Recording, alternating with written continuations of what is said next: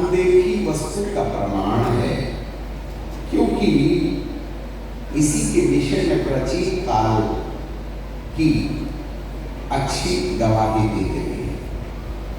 6वें पद में लिखा है, और विश्वास बिना उसको प्रसन्न करना अनहोना है, क्योंकि परमेश्वर के पास आने वालों को विश्वास करना चाहिए कि वह है और अपने खोजने वालों को प्रतिफल देता है।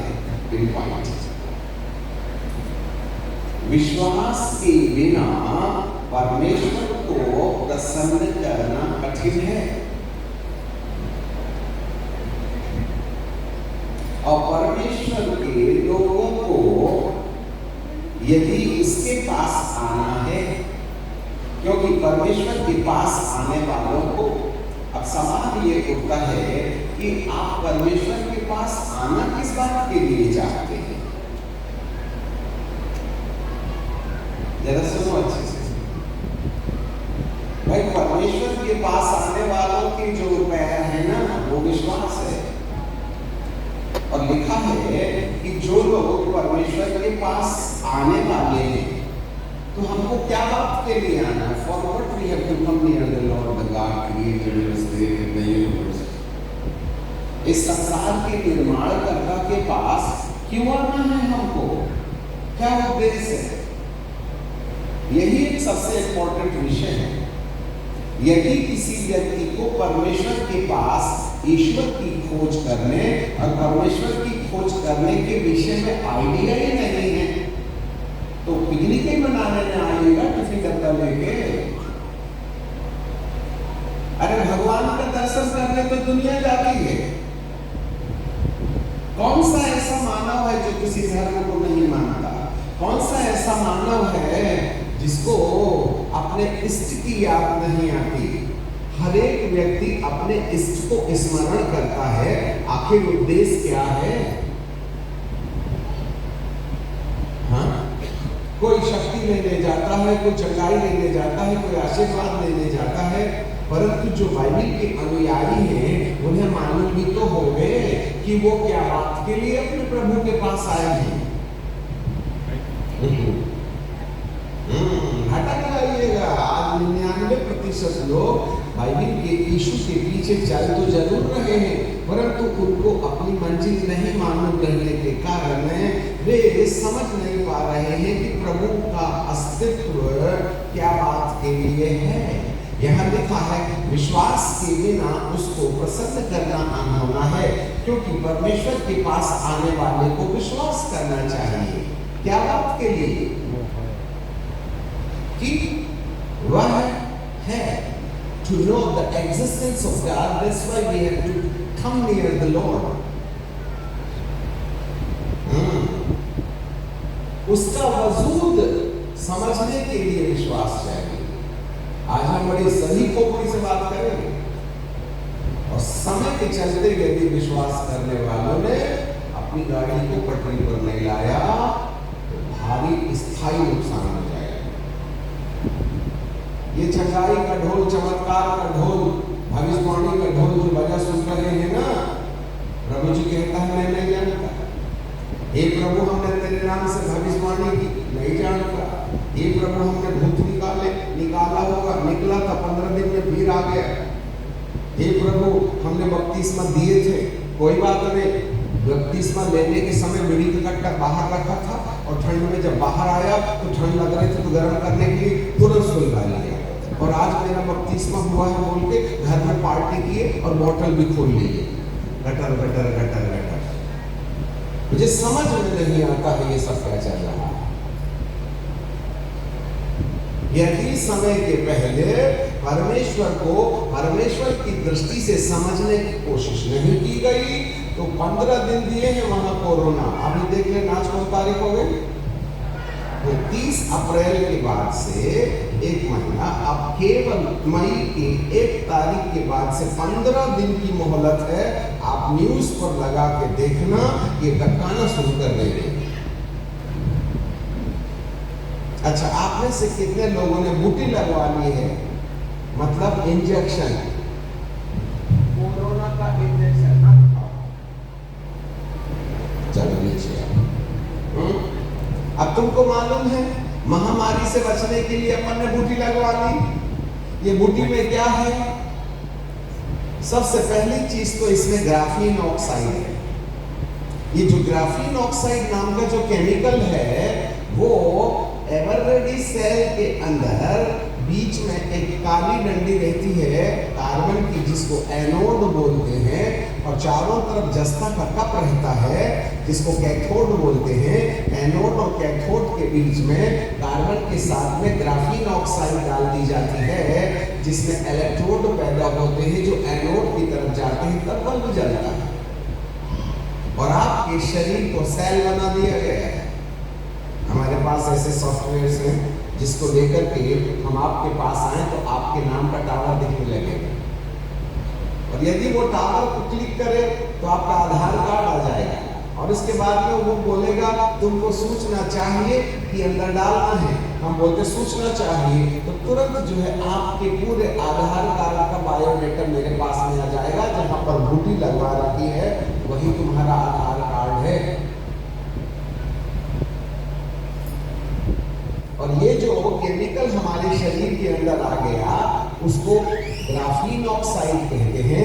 ग्राफीन ऑक्साइड प्लस मोबाइल का 5G टावर या रेडिएशन इक्वल ब्रेन हैमरेज।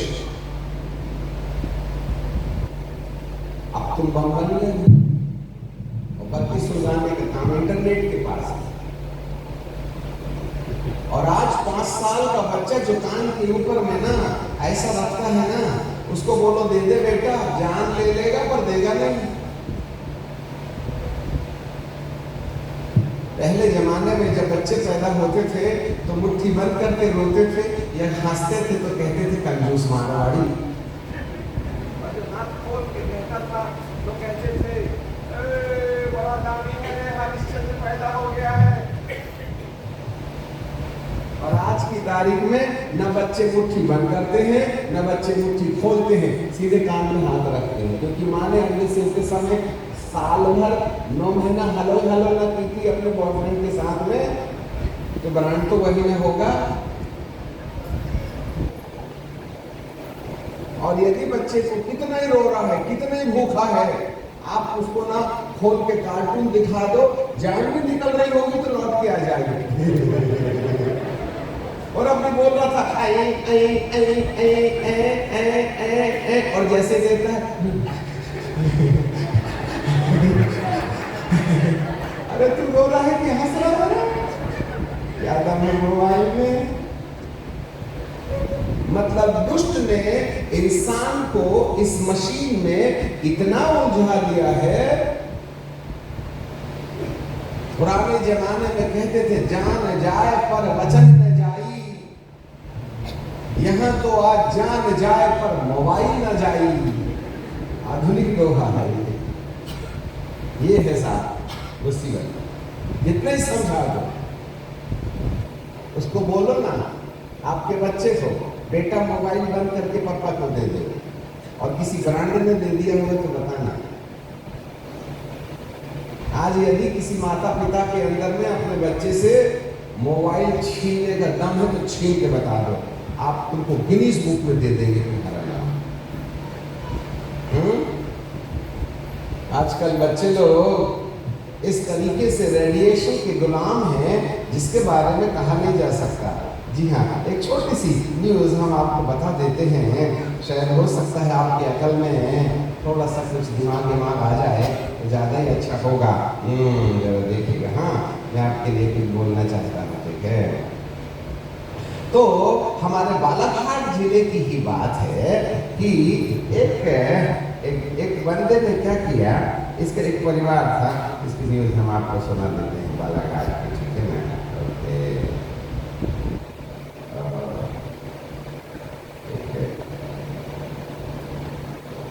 तो वहाँ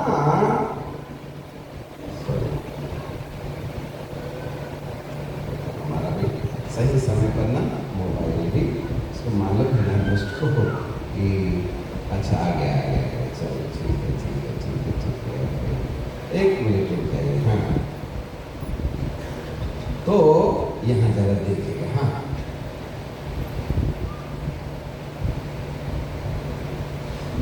ये जो 5D रेडिएशन है उसका क्या दुष्परिणाम हो सकता है, इसके बारे में सोचे तो बड़ा कठिन है। देखो यहाँ नेटवर्किंग आ जाएगा।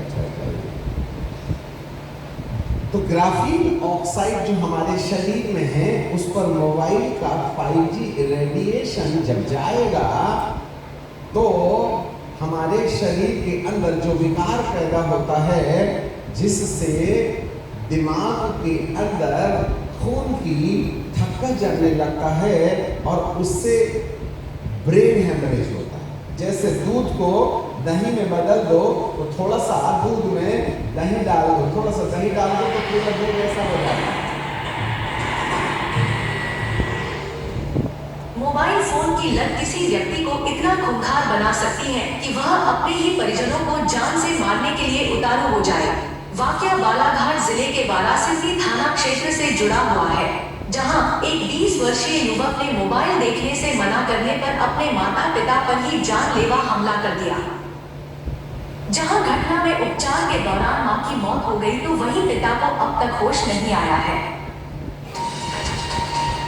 नीट की तैयारी कर रहे वारासिवनी नगर के कामलेज टोला स्थित हाउसिंग बोर्ड में रहने वाले सत्यम कटरे ने अपने माता पिता पर सब्बल से हमला कर दिया, जिसके बाद मंगलवार शाम उपचार के दौरान उसकी मां की मौत हो गई।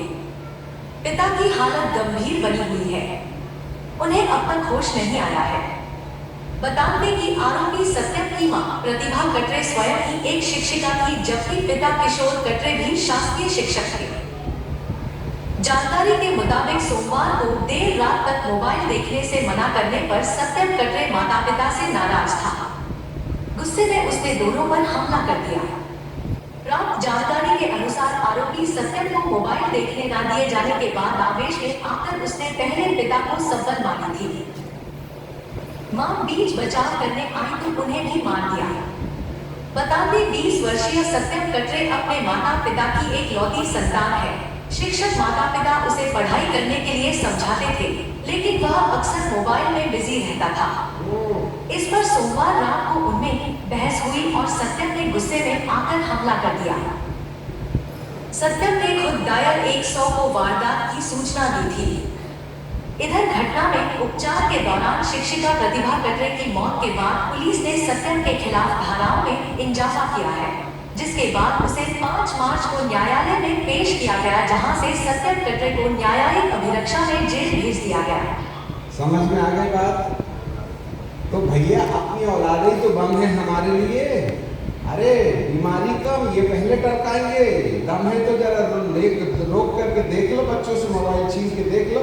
कब्रस्तान की रास्ता नहीं दिखाए, लाल तो देखा, अंग्रेजी पढ़ा रहे बाप बेटा को।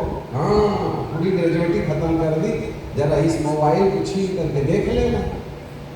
बाहर वाले थोड़ी हैं, अंदर ही निपटाएंगे अपनी औलादें। अपने बुढ़ा छोड़, जिंदगी में बहुत झेल लिया, चल छोड़, बंगला भी छोड़, कार भी छोड़, अब तो निपट ले। मार दिया सब हो गया ना। माँ बाप गए कब्रस्तान और बेटा गया जेल। अब उसके घर में कौन रहेगा आप ही बताइए? एक ही तो औलाद थी। और हमारी सरकार ने जब से महामारी आई है तब से ऑनलाइन क्लास दे दिया, और हमारे गांव के विश्वासी लोग बकरी बैल बेच करके एंड्रॉइड मोबाइल ला के दे दिया अपनी औलाद को। और 2 घंटा क्लास चलती और 6 घंटा बच्चा मोबाइल हाथ में रखता है। बाकी 6 घंटे में 8 घंटे में से 6 घंटे मोबाइल में करता क्या है? कभी आपने झांक के देखे? तुमको तो मोबाइल ही खोलते नहीं आता। अब वो कौन सी वेबसाइट देख रहे हैं क्या बता दूं? ऐसे 50 वीडियो हैं। हाँ, माँ बाप को धकेल दिए तीसरे टेरेस से, भाग गए घर में, ट्रक के नीचे आ गए, ट्रेन में कट गए बच्चे लोग। और ये मोबाइल में ऐसे गेम हैं जो सुपर हीरो बनना चाहता है, उसको मोबाइल का वो गेम बोलता है तीसरे मंजिले में जा, और यदि वहां से कूद जाएगा तो तू सबसे फर्स्ट क्लास गेमर बन जाएगा। ये मार रहे बच्चे लोग। अब ये तो खेल खेल के मर रहे हैं, तो गुटी लगवा के मर रहे हैं। लकवा काहे को बोल रहा है? ये खून जो है ना, ग्राफीन ऑक्साइड के चक्कर में बिल्कुल जैसा दही थक्का हो जाता है वैसे थक्का हो जाता है। एक आदमी वैसे ब्रेन हेमरेज से मर गया, डॉक्टर लोगों ने उसको उसको चीर फाड़ किया और उसके हाथ में से दही के समान खून निकाला और एक कांच की प्याली में रखा, बता सकते हैं बोले तो कांच की प्याली में रखा और बाजू में ये 5G मोबाइल का घंटी बजाई, ट्रिंग ट्रिंग ट्रिंग। तो मरे हुए आदमी का खून वो कांच के प्याले में इस रेडिएशन के हिसाब से धुपुक धुपुक, अरे आदमी मर गया, अभी काय खून कूद रहा, जैसे रेडिएशन है वैसे धुपुक धुपुक धुपुक धुपुक करके मरे हुए आदमी का खून ऐसे उछल रहा है जिसके बंदर कूद रहा होगा। इसका मतलब है इस खून के अंदर मौत के फरिश्ते आ गए हैं। अब उसको कैंसिल कैसे करवाइएगा, यही तो समस्या है। मर जाएंगे परंतु ये बच्चे मोबाइल छोड़ने वाले नहीं हो। ज्यादा ही तनाव दिए तो तुम्हारी कल की तारीख आप ला देंगे। ये तुम्हारे ब्रांड है, ये तो सॉफ्टवेयर के न ब्रांड है। आपको मालूम है जिसने मोबाइल बनाया है उसका नाम है एलन मस्क।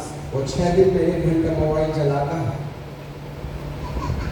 एलन मस्क नाम के सॉफ्टवेयर के शहंशाह 6 दिन में 1 घंटा मोबाइल चलाते हैं और हम 1 दिन में 6 घंटा मोबाइल चलाते हैं। उसको मालूम है मरने की तारीख है, इसलिए भैया मैं नहीं मरता, मैं तो मारने के लिए बम बनाया हूँ। ना मोबाइल आ रहा है ना मोबाइल जा रहा है, फिर भी है ना। हाँ हेलो, चिकी बिचिकी, चिकी बिचिकी, चिकी बिचिकी, चिकी बिचिकी, चिकी बिचिकी, ये क्या चल रहा है चिकी बिचिकी? भाई ये हो क्या रहा है? आपको मालूम है आज की तारीख में जिस तरीके से ये समस्याएं मानव समाज के अंदर आ पड़ी हैं, उसको आज समझ पाना बहुत कठिन बात हो गई मेरे प्रियो। और यही एक सबसे बड़ी समस्या आज मनुष्य जीवन के अंदर पाई जाती है कि आज हम क्या कर ले रहे क्या ना कर ले रहे कुछ समझ में नहीं आ रहा है। आज इस तरीके की घटनाएं आज मनुष्य जीवन के अंदर होती नजर आ रही हैं।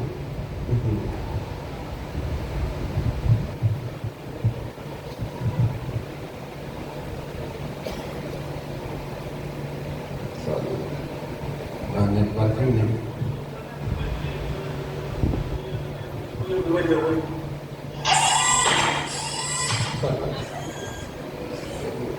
ठीक है, ये सब ड्रामा है, इसको बड़ी सावधानी से चलाना।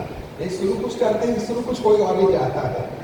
जी हाँ, तो यहाँ एक बच्चा है जो सो रहा है और उस सोते हुए बच्चे के अंदर रात में जब वो सो रहा था तब वो रात भर ऐसा ऐसा ऐसा कर रहा है।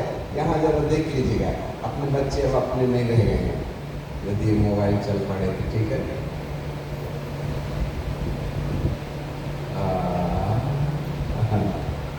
सॉरी, चलिए तो कहने का मतलब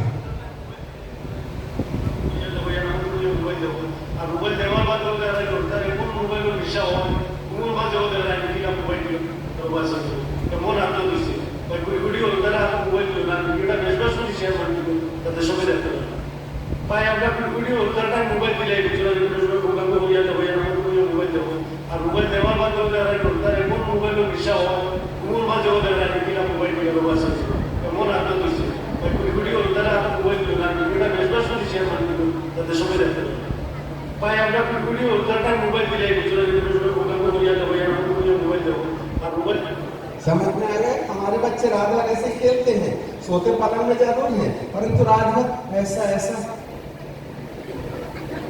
पागल खाना में जाइए तो वहां ऐसे मिलते हैं, है ना, ऐसा।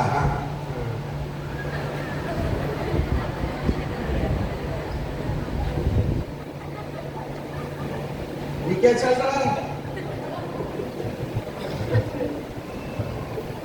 अरे बच्चे को एजुकेट करने के लिए तुम एंड्रॉइड मोबाइल तो खरीदिए बकरी बेच के, पर मालूम नहीं बम थमा रखे हो तुमने।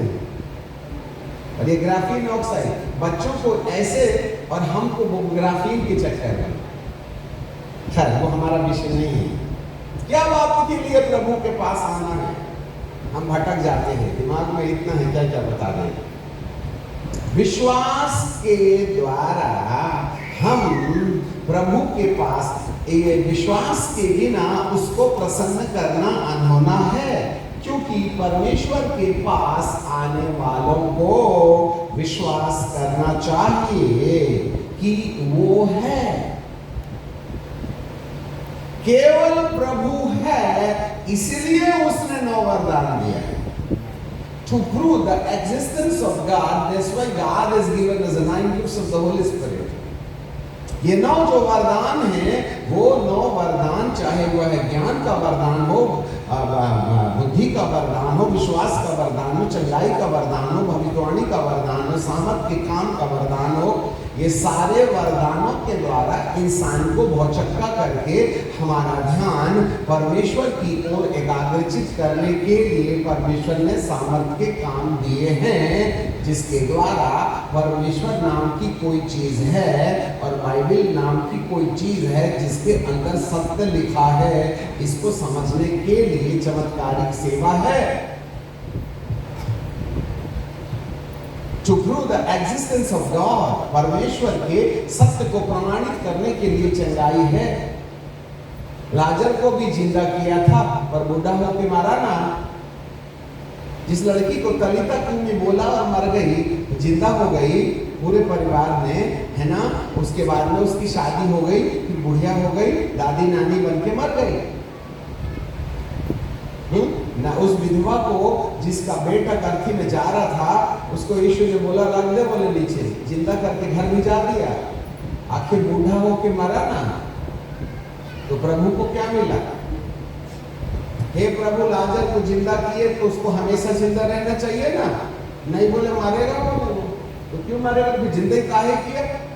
मर गया था तब तक तो 70 पाप किए थे, अब जिंदा रहने के बाद में 150, मतलब 70 कर्जा और बढ़ गया ना। निपट गया था तो निपट जाने देता, कम से कम 70 ही साल रहता नरक में। अब 120 पाप किया उसने, तो 120 साल। तो प्रभु यीशु मसीह तो नरक की तारीख बढ़ा रहे हैं ना जिंदा करके। कुछ फायदा हुआ है? और आज दुनिया उसी के पीछे चल रही है, और हम जैसे सेवक ये चमत्कार का भारी इंटरेस्ट करते हैं। और जहां चमत्कार है वहां 90% लोग ऐसे भाग रहे हैं, जंगल छोड़ करके नंगे पैर कहा नहीं जा सकता। एक लंगड़ा था जो जा रहा था नरक में, 6 घंटे में पहुंचने वाला था। भाई आमोस सिंह आए, चर्चा कर दी तो बेचारा 4 में पहुंच गया। कहां? फिर से सुनो, एक लंगड़ा था, नरक जा रहा था और 6 घंटे में पहुंचने वाला था। तो बीच में चंगाई सभा में गया, अच्छा हो गया बेचारा, तो जल्दी जल्दी चलने लगा। तो जो नरक 6 घंटे में पहुंचने वाला था वो 4 में पहुंच गया, क्योंकि उसको चंगाई मिल गई ना। कभी किसी ने नरक जाने से तो रोका होता? प्रॉब्लम यही तो है, भीड़ भड़का वहीं तो भाग रही है। चमत्कार को नमस्कार, और उसका हम पेट भर फायदा उठाते हैं।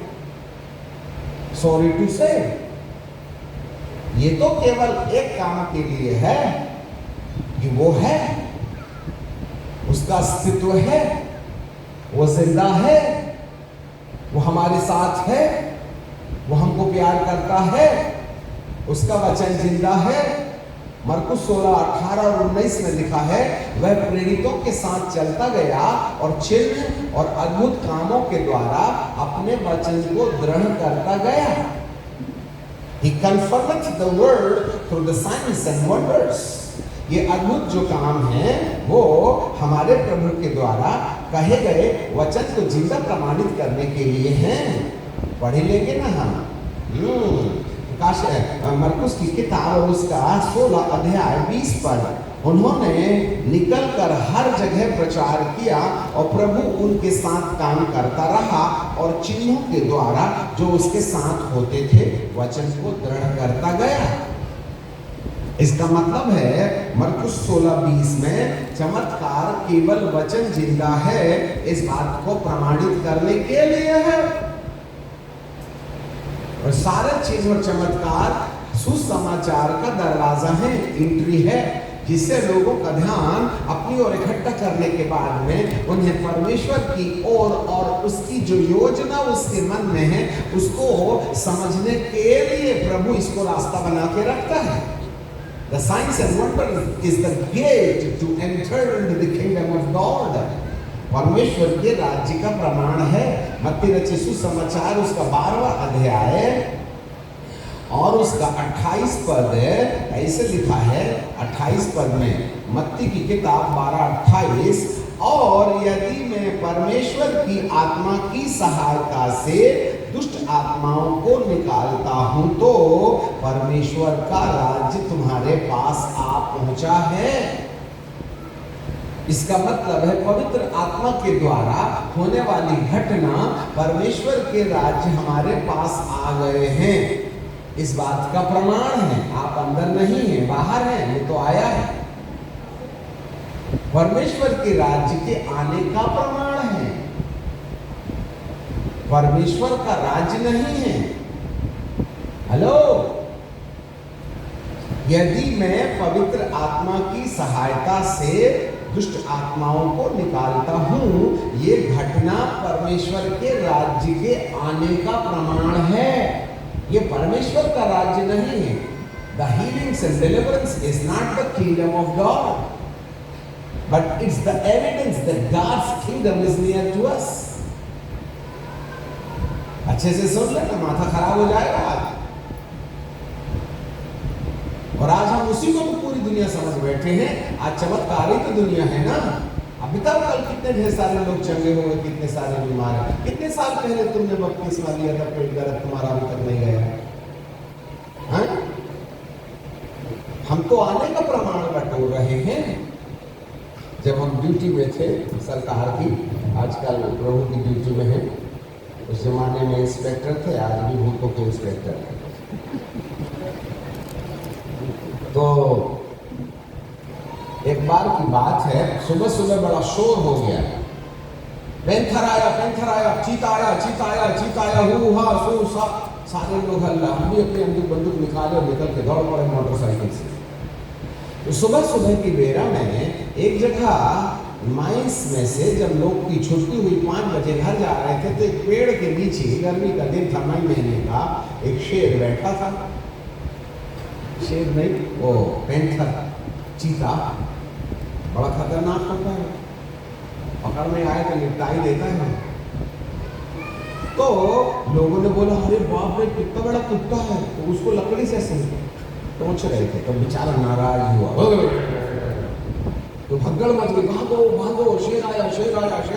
सब लड़के बच्चे अपने अपने घर के अंदर घुसने लगे, दरवाजा बंद कर लिए। कोई लकड़ी लेके आ रहा, कोई डंडा लेके आ रहा, सब चिल्लाने लगे, हुआ।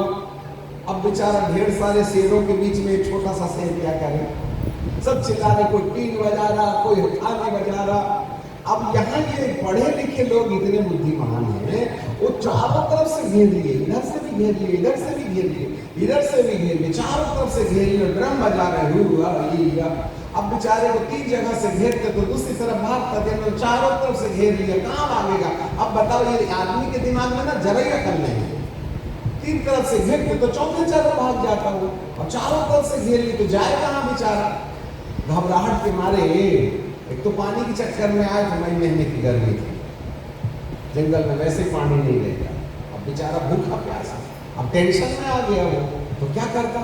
वो भगदड़ मचाने लगा, इधर भागने लगा, उधर भागने लगा, सब उसको चिल्ला रहे, हुआ सिंसा। तो वो एक घर के अंदर घुस गया। जरा सुनिएगा, और घर भी ऐसा था कि अंदर जाने का एक ही दरवाजा था, पीछे दरवाजा था ही नहीं। और उस घर में 2 रूम थे, एक अंदर वाला रूम और दूसरा बरामदा वाला रूम। तो वो जो अंदर वाले रूम में एक महिला थी जिसका बच्चा हुआ था, छोटा सा बच्चा था। उसने सुना शेर आया, तो उसने अंदर से दरवाजा बंद कर दिया। और लोगों के हल्ला के चक्कर में ये वाला जो शेर था वो बरामदे में घुस गया, और जनता ने बाहर से बंद कर दी। महिला ने अंदर से बंद की, जनता ने बाहर से बंद कर ली। अंदर शेर नहीं, बाहर शेर। अब ऐसे तो बुद्धिमान लोग हैं, सच घटना बता रहे हूं अपने जमाने की। अब हल्ला हो गया, अरे लड़की अंदर है, बच्चा भी अंदर है, दरवाजा तोड़ के अंदर गए तो दोनों को खा जाएगा। फिर पीछे से सीढ़ी लगा के, पीछे का छत खोल के, सीढ़ी डाल के वो महिला को बच्चा के साथ निकाले और उसको बरामदे में रहने दिए। हम वहां थे।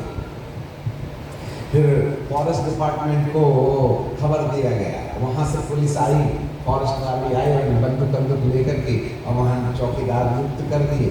सुबह के 5 बज गए, 6 बज गए, 7 बज गए और कुछ हरकत नहीं हो रही। ऑफिसर लोग आ गए, सब बंदूक लेके घेर लिए उसको और कुछ हो ही नहीं रहा है। शाम के 5 बज गए, कुछ कर ही नहीं रहे ये। तो क्या बोले, शेर को कैद करने के लिए वो लोग पिंजरा लेने गए। सुनो, तो पिंजरा वो काना में था 150-200 किलोमीटर, वहां से खींच के लाते लाते शाम के 5 बज गए। तो हल्ला हो गया, चलो चलो पिंजरा आ गया, पिंजरा आ गया, पिंजरा आ गया। क्या आ गया? पिंजरा आ गया। यीशु कहते हैं परमेश्वर का राज्य आ गया, परमेश्वर का राज्य आ गया। कैसे पता चला? पवित्र आत्मा के द्वारा दुष्ट आत्माओं को निकालने से पता चला कि परमेश्वर का राज्य आ गया और यहाँ पिंजरा आ गया। अब पिंजरे को लेकर के ना वो घर के दरवाजे के सामने रख दिए। सब देखो कहानी बता रहे, सच्ची घटना है। अब उसको सामने रख दिए। अब वो पैंथर है, चीता है, कुत्ता तो है नहीं, कान पकड़ के बोले, ए मिस्टर चलो अंदर चलो, अंदर चलो। वो अंदर नहीं चलेगा, तुमको कब्रिस्तान के अंदर कर देगा। अब हमारे भी सामने बड़ी शंका थी कि आखिरकार ये निकालेंगे तो निकालेंगे, अपना डिपार्टमेंट अलग है, फॉरेस्ट डिपार्टमेंट अलग। फिर उन्होंने क्या किया, ऊपर से छत खोली और सीढ़ी से वो पैंथर को एक बंदूक से बेहोशी की दवाई वाला इंजेक्शन ऐसे करके ठपाक करके मारे। तो जोर से दहाड़ा, वो पुट्ठे में मारे उसको, चिंघाड़ करके। थोड़ी देर बैठा रहा, बैठा रहा, बैठा रहा,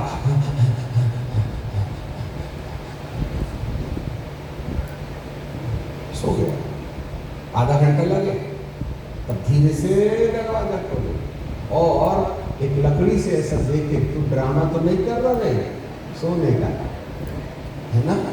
2 डंडा मारे उसको, तो वो जवाब नहीं दिया। तब कंफर्म हो गया कि ये बेहोश हो गया है।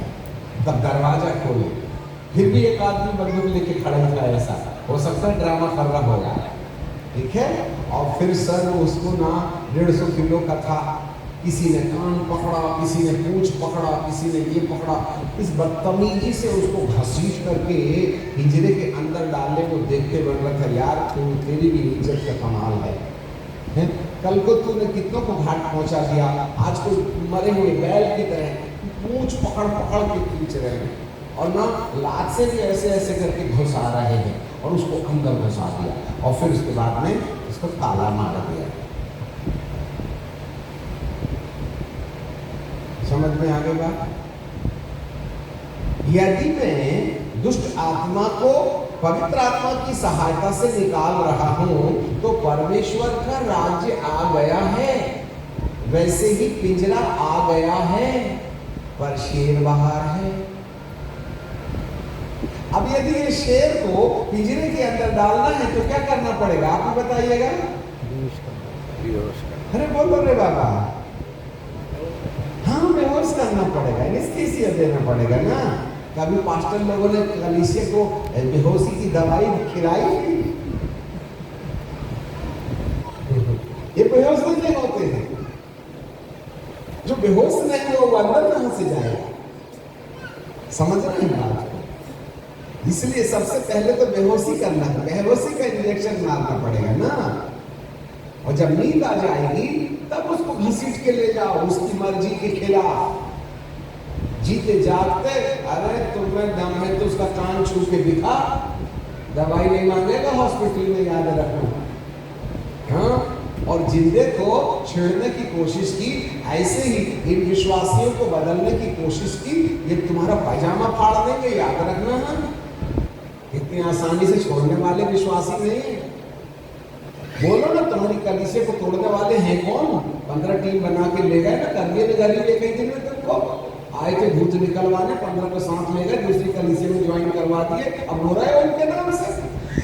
ये बड़े खतरनाक शेर है, गरीब बना देते बेचारे को आदमी को। मेरे तो कई किलो को कोठा का मांस ही ले गया भैया, मैं क्या बता दूं। 1,500 हजार की कलीसिया लेके गए विश्वासी लोग। इसलिए सब विश्वासियों को मेंबरशिप मत देना, उनको देख परख के लेना। इनको बेहोश हो गए हैं तब उनको मेंबर बनाना, नहीं तो मांस नहीं बजेगा पुट्ठे का, याद रखना। हम बड़े अनुभवी आदमी नहीं समझे बात, बेहोशी का इंजेक्शन नहीं देते, हम चिन्ह चमत्कार का ढोल इनके सिर में लगाते हैं। जबकि सामर्थ के काम केवल इस बात का प्रमाण है कि प्रभु हमारे साथ है। वो है, उसका राज्य आ गया है, उसका वचन जिंदा है। इसके बाद क्या है? इसके बाद क्या है? भूत निकल गए ना तुम्हारा, चंगाई हो गई ना, बीवी भागी थी 6 महीने से घर लौट गई ना, नौकरी लग गई ना, अब तो बताओ आगे कुछ क्या करोगे प्रभु को? इजराइलियों को भी तो निकाला था ना प्रभु ने मिस्र से, निकले थे 22 लाख। एक ही बार मेमना बलिदान किए अपने अपने घर में और अपने घर की चौखट में लगा दिए खून, और उसके बाद में उन्होंने रात भर मेमने को आग में भूंज भूंज के खाया। आखिरी दिन भविष्यवाणी की बातें बताएंगे आपको। ये निकले बेचारे 22 लाख लोग मुर्गी तितरी लेके, और लाल समुद्र भी फाड़ दिया इनके लिए। अखमीरी रोटी का पर्व मनाया। 2.5 महीने में ये सीन नाम जंगल में पहुंच गए। सुनो गुरुदेव लोग, 2.5 महीने में जब वो सीन नाम जंगल में पहुंच गए, तब वहां परमेश्वर ने मूसा को बोला, अब यहां से थोड़ा ही पास है, तुम 12 गोत्र के लोगों को एक एक प्रतिनिधि को भेजो कि वे जाएं और कनान देश का सर्वे करके आए। हाँ, ये 12 गोत्र के 12 प्रतिनिधि गए और कनान देश को घूम करके वहां से आम और अंगूर वगैरह, वहां के आलू भट्टे गोभी वगैरह पता नहीं क्या क्या लाए, पर अंगूर जरूर लाए थे। उन लोगों ने लाके कहने लगे, वो तो वहां तो दूध और मधु की धारा बहती है। 40 दिन में 20 दिन में गए और 20 दिन में वापस लौट आए। एक दिन पूरा सर्वे किया होगा प्रतिज्ञा के देश का। इसका मतलब 20 दिन की यात्रा थी, पैदल चलते थे। परंतु प्रजा के सिर में तो कोई और ही बैठा था। 10 लोगों ने तो कहा, अरे वहां तो बहुत ऊंचे ऊंचे लोग रहते हैं, अकानवंशी हैं, रास्ता पहाड़ी वाला है। फिर भी हम 20 दिन में आए थे ना जाके, 40 दिन में। तो 10 लोगों का स्टेटमेंट सुन करके 22 लाख लोग रोने लगे। ओ रात भर रोए, अब अकानवंशी हमको मार डालेंगे, हमारी पत्नी और बच्चों को चोरी कर लेंगे, हमको मौत के घाट उतार देंगे। 2 ही उस्ताद थे वहां पर, यहोशू और काले। वो कहने लगे प्रजा को शांत करने के लिए, डरो मत, हम उनको रोटी के समान खा जाएंगे, चिंता मत करो, परमेश्वर हमारे साथ है। जो मिस्र को पलटा सकता है वो अकानवंशियों को भी पलटा सकता है, चलो हम अभी चलेंगे। तो सारे इजरायली लोगों को डिप्रेशन, ऑपरेशन एंड सेपरेशन,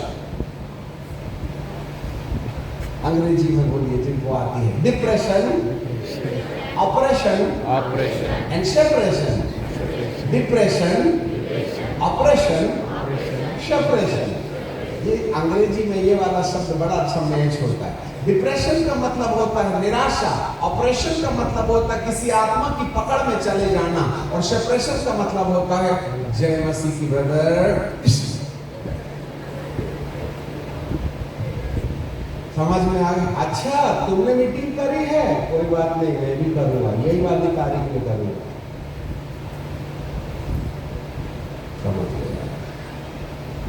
मतलब ये हो गया कि आज डिप्रेशन, ऑपरेशन एंड सेपरेशन ये पजेस्ट हो गए दुष्ट आत्मा से। और जब ये पजेस्ट हो गए, तब ये मूसा के विरुद्ध और यहोशू और कालेब के पास पत्थर लेके दौड़े, इनका बना दो कब्रिस्तान यहीं पर, ये हमको अकानवंशियों से मरवा डालना चाहते हैं, बोल करके मूसा के विरुद्ध ऑपरेशन एंड सेपरेशन अर्थात यहोशू और कालेब के विरुद्ध खड़े हो गए साथ में। नहीं माने परमेश्वर की बात।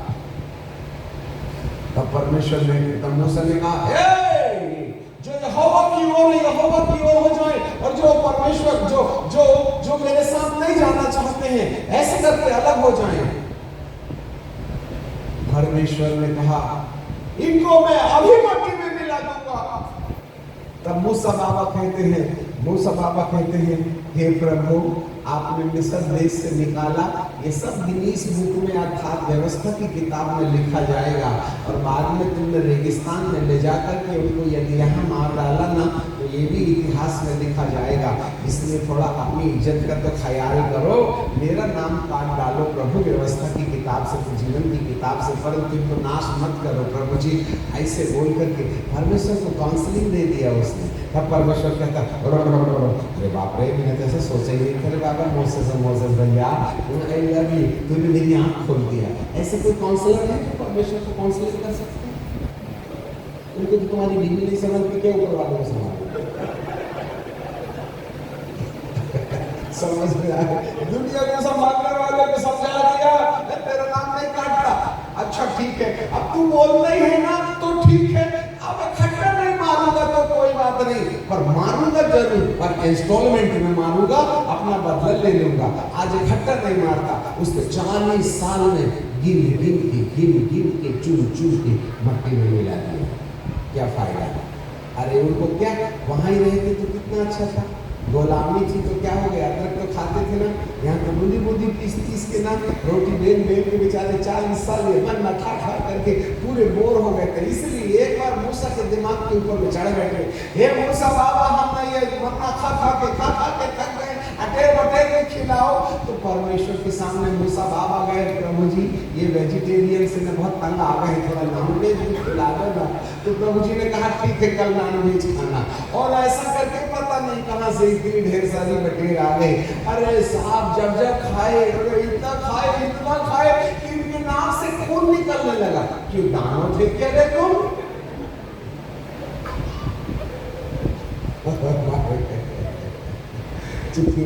चिकन करे, दाल भात तो खाया करे, दाल तड़का खाओ ना, पेट नहीं निकलेगा। इसलिए हमको दाल तड़का बहुत पसंद है। कल सुबह हमने दाल तड़का खाया है। नॉनवेज खाओ और तारीख जल्दी लाओ। आपको मालूम है नूह के जहाज में जितने भी नॉनवेज वाले गए थे ना, ये 1 साल के अंदर में सब वेजिटेरियन हो गए थे।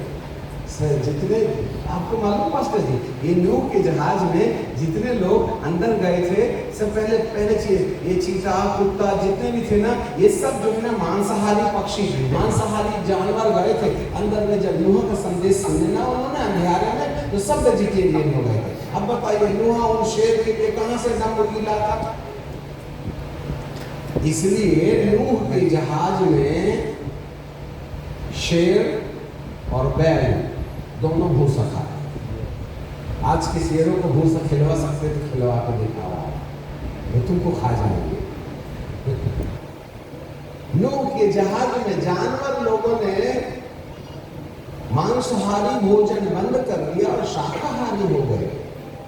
और आज भी मसीही लोग शाकाहारी नहीं बने।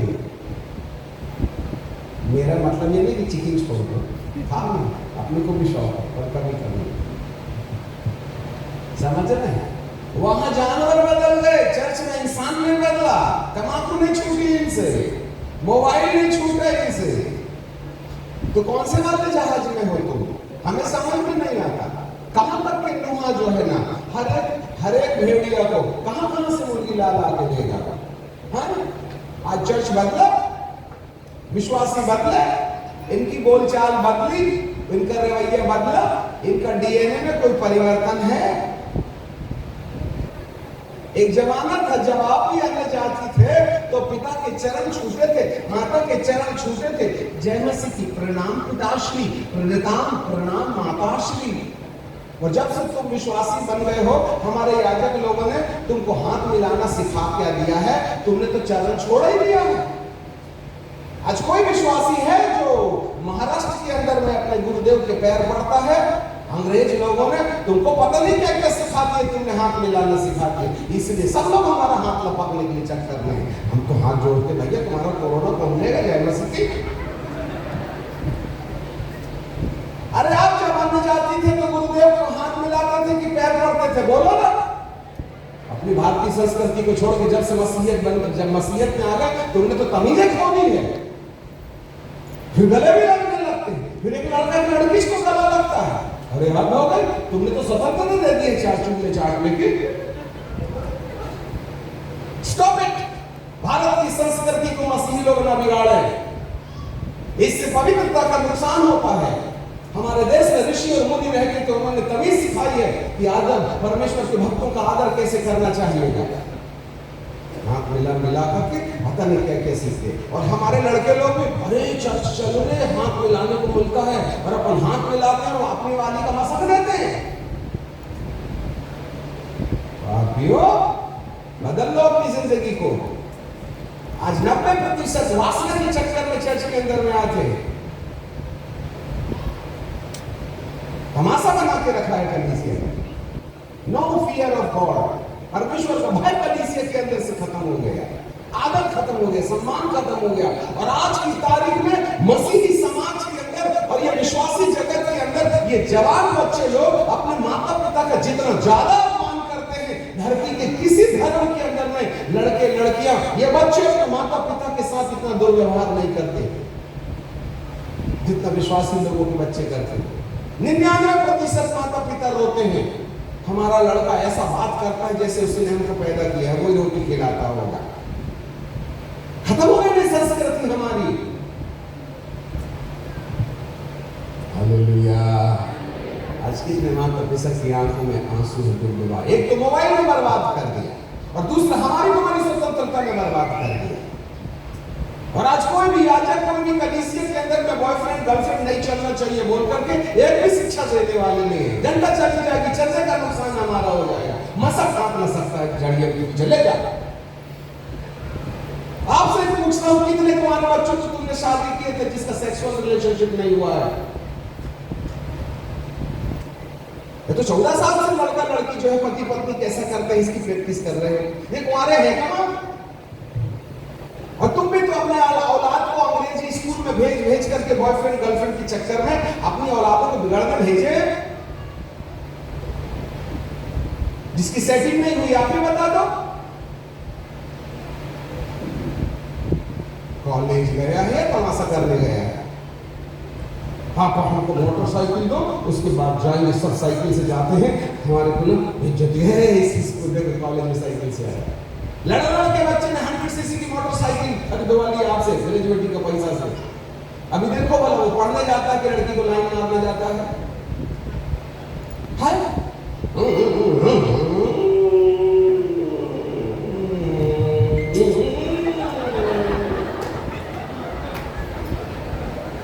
हमको मालूम तुम किसको आता दिखा रहे हैं। ऊपर वाले की आंख को मोतियाबिंद हो गया है, बाप की ग्रेजुएटी से सामने वाले को लाइन मारने चले। कौन सुधारेगा आप ही बताइए? इसीलिए तो आ रहा है दोबारा कोरोना। रुक तो जाओ जरा, 2 महीने 15 दिन रुक जाओ जरा। ये जून की 15 तारीख के बाद में देखें। अभी भौंकने लगे सारे मीडिया वाले, ये आएगा कि लाएगा नहीं मालूम है। 20 अप्रैल 2025 को WHO के द्वारा संपूर्ण धरती के राजाओं के साथ अमेरिका के वॉशिंगटन डीसी में इकट्ठा होकर के धरती की 2 अरब जनता को मौत के घाट उतारने के लिए इन्होंने एग्रीमेंट कर लिया है। और ये जो देखोगे आप 15 मई के बाद से 20 मई के बाद से ये मीडिया भौंकने लगा है। इसका मतलब है अब 2 अरब लोग मरेंगे, 1/3 जनता को मृत्यु के घाट उतारने का कसम खा के बैठे सामने वाला। सुधर लेना और उसका कोई कारण नहीं होगा। अगली 5 और रोटी लगेगी जिसमें सांप का डीएनए हमारे अंदर डाल देंगे। अभी तो बंदर का डीएनए आया है 3 वैक्सीन में, अभी सांप का डीएनए आएगा। अब तुमको नहीं पता तो मैं क्या बता दूं? तुमको तो हालेलुया करने से फुर्सत करनी। और मोबाइल भी देखो तो ऐसी चीज देखो कि जिससे वासना पैदा होती है। कोई काम की चीज देखो तो अकल के ताले खोले। हालेलुया। मेरे प्रियो, आज इंसान एक तार में जैसे बड़ी गहरी नदी में एक लड़की एक पैर से सर्कस कर रही है ना, ऐसे कलीसिया सर्कस कर रही है, नीचे मौत की नदी बह रही है। पता नहीं तुम्हें कब 5G रेडिएशन मारेंगे, टपाटप टपकोगे, तुम्हें समझ में ही नहीं आएगा। इसलिए बुढ़ों ने मारने की कसम खा ली कि अब हम नहीं मारेंगे। और जितने जवान हैं सब 30 से 50 के बीच में टपक रहे हैं। किसी को लकवा हो रहा है, किसी को ब्रेन हेमोरेज हो रहा है, कोई लोहा उठा, कोई वेट लिफ्टिंग उठाते मर रहा है, कोई गाड़ी चलाते मर रहा है, कोई फुटबॉल खेलते मर। क्रिकेट खिलाड़ी खेलते प्राण दे रहे हैं यार, उनको हार्ट अटैक हो रहा है। अरे जवान को क्या है हार्ट अटैक में सुबह 6 घंटा दौड़ता है तो व्हाई दे आर डाइंग।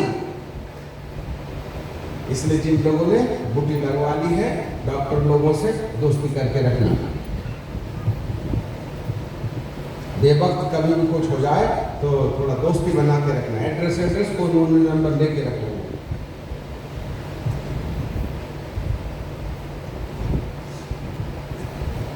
आज इंसान को इस संसार के ईश्वर ने अंधा कर दिया।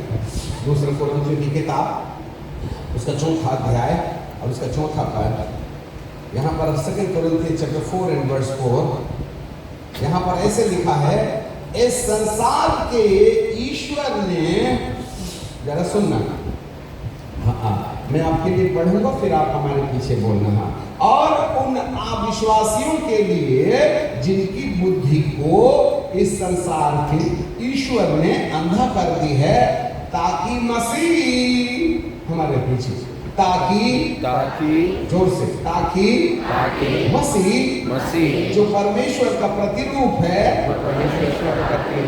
उसके तेजो में सुसमाचार का प्रकाश उन पर ना पड़े। इसलिए संसार के ईश्वर ने अविश्वासियों की बुद्धि की आंखों को अंधा कर दिया है। कौन सी आंख? क्या बात के लिए? पढ़ो। क्या बात के लिए बंद कर दिया है? अरे बोला ना आपने, क्या बात के लिए अंधा कर दिया है? मसीह जो परमेश्वर का प्रतिरूप है, जोर से बोलिए, उसके तेजो में सुसमाचार का प्रकाश। कौन सा सुसमाचार? जोर से 3 बार, 5 बार बोलो।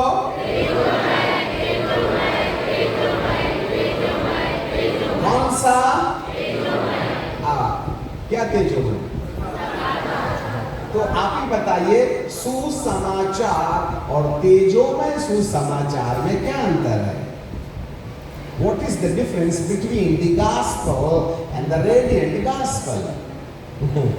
मलयालम वाली भाषा में सुसमाचार को सुविशेषम है। मलयाली भाई जी नहीं है, तो मलयालम में सुसमाचार को सुविशेषम कहते हैं और तेजस्वी सुसमाचार को कहते हैं तेजस्विंदे सुविशेषम। इंग्लिश में सुसमाचार को गॉस्पल कहते हैं और अंग्रेजी में तेजस्वी सुसमाचार को ग्लोरियस गॉस्पल कहते हैं। और यदि डिक्शनरी के हिसाब से तेज का अर्थ लगाएं तो ग्लोरी नहीं होता है, रेडियंट होता है। Radiant, that means the radiant gospel। हाँ, आज सुसमाचार के प्रचार से शैतान को कोई तकलीफ नहीं है। आज शैतान को सुसमाचार से कोई प्रॉब्लम नहीं है और सुसमाचार को प्रमाणित करने के लिए जो चमत्कार है ना, उससे भी दुष्ट को कोई फर्क नहीं पड़ता। उसको मालूम है 4-6 घंटे वाला 4 घंटे में आएगा। हम तो कहते हैं तू ही लीक करो जिससे कि मेरे कैंडिडेट जल्दी आए। लंगड़ा, एक बार की बात है, एक हमारी फ्रेंड थी, उसकी शादी हो गई। उसका पति जो था ना, वो अपनी पत्नी को खूब पीटता था, दारू पी के, और बोलता था जा। वो बहुत अच्छी सिंगर थी, तो और आराधक थी उस जमाने के। अब तो दोनों बूढ़े हो गए। तो वो बोलती थी जा दुकान से दारू लेके, बेचारी पत्नी दारू लेके आती थी, उसको पिलाती थी। तो वो खूब रोती थी, हे प्रभु मैं गलत जगह में फंस गई। ऐसा करके वो मारता एक दिन उसको लकवा मार दिया। जो हाथ से पीटता था ना, उसको लकवा मार दिया। वो बहन ने हमको फ़ोन किया, भैया दुआ करना मेरे पति को लकवा लग गया। हम लगे प्रार्थना करने के लिए, प्रभु दया करो दया करो दया करो। बहन है मेरी, उसके पति को चंगाई दे दो, उसकी ज़िंदगी बर्बाद हो जाएगी। पवित्र आत्मा ने बोला फालतू की बात मत कर। मैं बोला गुरुदेव आज आप टेंशन में हो तुम? हाँ प्रभु कहते तू किसके लिए दुआ मांग रहा? वो है ना दीदी, उसके भाई उसके पति के लिए। क्यों काई के लिए मांग रहा? बोले मैंने उसको शैतानों को बोला रे जा रहे इसका हाथ को ना ऐसा कर दे, और तू कहता है कि उसको ठीक कर दे। क्यों? बोले जो हाथ से पत्नी को मारता है ना, उस चक्कर में मैंने उसको लूला बना दिया और उसको बिल्कुल अच्छा नहीं करूँगा, बल्कि उसको जल्दी टपका दूंगा, जिससे कि उसकी आत्मा को ज़्यादा दुखी ना दे। बोल करके उसने चंगाई दिया ही नहीं। हम कहे हे प्रभु तेरा सिस्टम में बड़ा अजीब है। हालेलुया।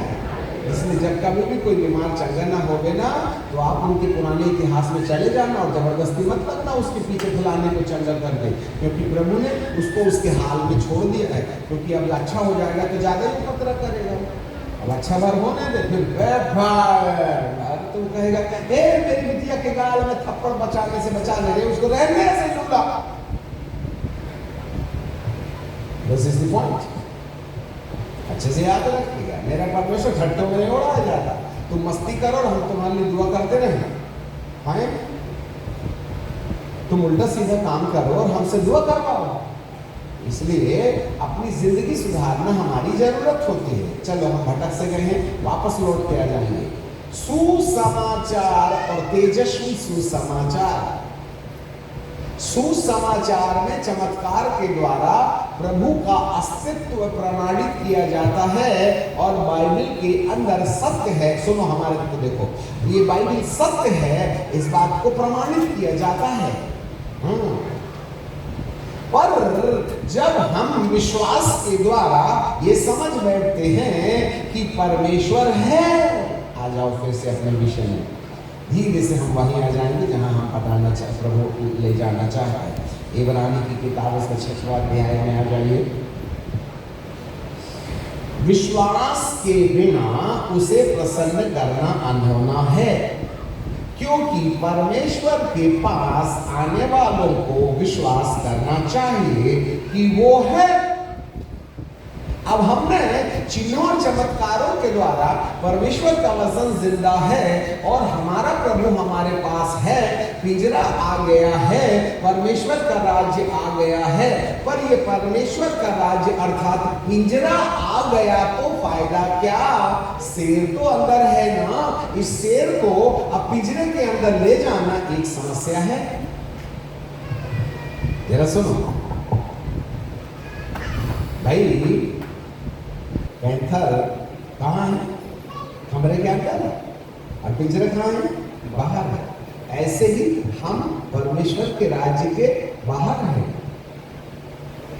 क्योंकि चमत्कार के द्वारा परमेश्वर का राज्य आया है, पर वो हमारे पास आया है ना, अंदर तो नहीं ना आया है। और आप भी उसके अंदर नहीं है ना, आप उसके अंदर है ना वो हमारे अंदर है।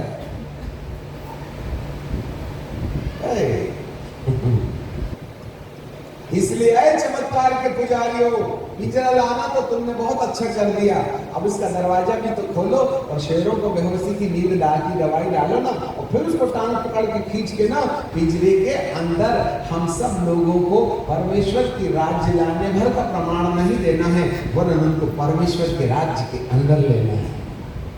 They may come inside the kingdom of God।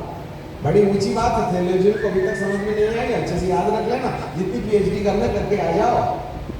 ये बड़ी बुझा करके ट्रांसलेशन कर रहे हैं बाइबल की, पत्नी को पीट के अनुवाद कर रहे हैं डिक्शनरी से, इसलिए इसमें पवित्रता नहीं रह गई। पुरानी बाइबल में पढ़ा था क्या?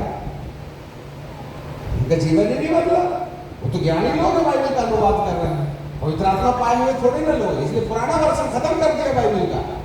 और तुमको पुरानी वाली बाइबल मिल सकती तो मिल के दिखाओ, छापी नहीं रही। ये भी तो दुष्ट का हमला है, अलग से अलग दुनिया भर के ट्रांसलेशन, और जितने ट्रांसलेशन बाइबल की किए गए हैं सब बुद्धिमानों ने किया है, आपने खेल भी नहीं था। वो देख लेना उनकी जिंदगी को, तो शब्दों का अनुवाद कर रहे हैं, आत्मा का निचोड़ तो खत्म हो गया ना बाइबल में, इसलिए मैं पुरानी बाइबल पढ़ता हूँ। और आज पुरानी बाइबल छपना बंद हो गई, किंग जेम्स का जमाना ही खत्म हो गया, सब ट्रांसलेटेड लैंग्वेज में आ गए, बहुत ऊंची बात कर रहे हैं, याजकों के लायक है ये। और ढूंढ सकते हो तो ढूंढ लो। चलो अब पुरानी बाइबल और नई बाइबल एक बात की बात है, चलो भला निकालिएगा, सब अपनी अपनी बाइबल में निकालिएगा भजन संहिता की किताब, उसका 5वां अध्याय, उसका पहला पद। सब लोग पुरानी और नई दोनों बाइबल खोजो। अब बाइबल का भी झगड़ा शुरू हो जाए, चलो देख लेते हैं 2 मिनट में। भजन संहिता उसका 5वां अध्याय और उसका पहला पद। जरा पढ़िएगा, जिसके पास में भी कोई बाइबल होगी तो। हे यहोवा मेरे वचनों पर कान लगा, मेरे कराहने की ओर ध्यान लगा। अब सब लोग बाइबल देखो, कितने लोगों की बाइबल में कराहना शब्द लिखा है, हाथ उठाओ। सबकी बाइबल में कराहना लिखा है, हाथ नीचे करो। अब किसकी बाइबल में कराहने की जगह में ध्यान लिखा है, हाथ उठाओ। अब मैं आपकी बाइबल में, अपनी बाइबल में पढ़ूंगा, देखना। हे यहोवा मेरे वचन पर कान लगा और मेरे ध्यान करने की ओर मन लगा। जिनके बाइबल में लिखा है ध्यान करने की ओर मन लगा, वो हाथ उठाएं। ये केवल एक उठाएगा। ध्यान ध्यान ध्यान, जिसकी बाइबल में ध्यान लिखा है, हाथ उठाओ। 1 2 3 4 5 6 7 8 9 10 11 12 13 150 लोगों के पास में पुराना वर्जन है और बाकी सब लोगों के पास में अनुवादित बाइबल है। और अनुवादित बाइबल में लिखा है कराहना। कराहने का मतलब होता है असीमित दर्द। ओ प्रभु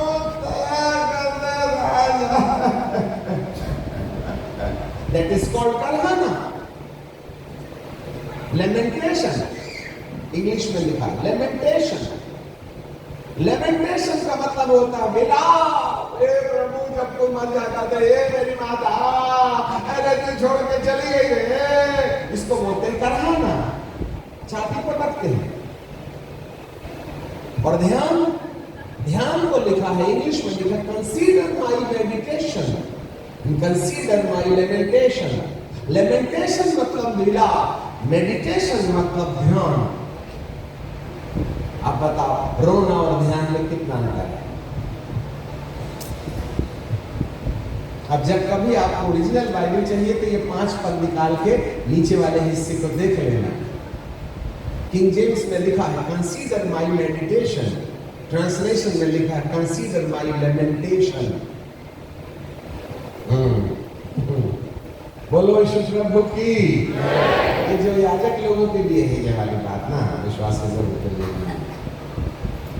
सु बोलिए सुसमाचार, तेजस्वी सुसमाचार।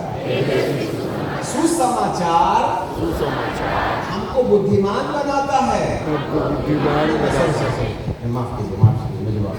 सुसमाचार मुझे ज्ञान देता है, जिससे मैं ज्ञानी हो जाता हूँ।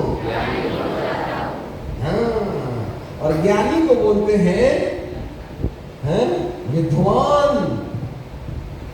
बाइबल का विद्वान है ये, बीड़ी पीता है। और जो तेजस्वी सुसमाचार है वह इंसान का जीवन बदलता है।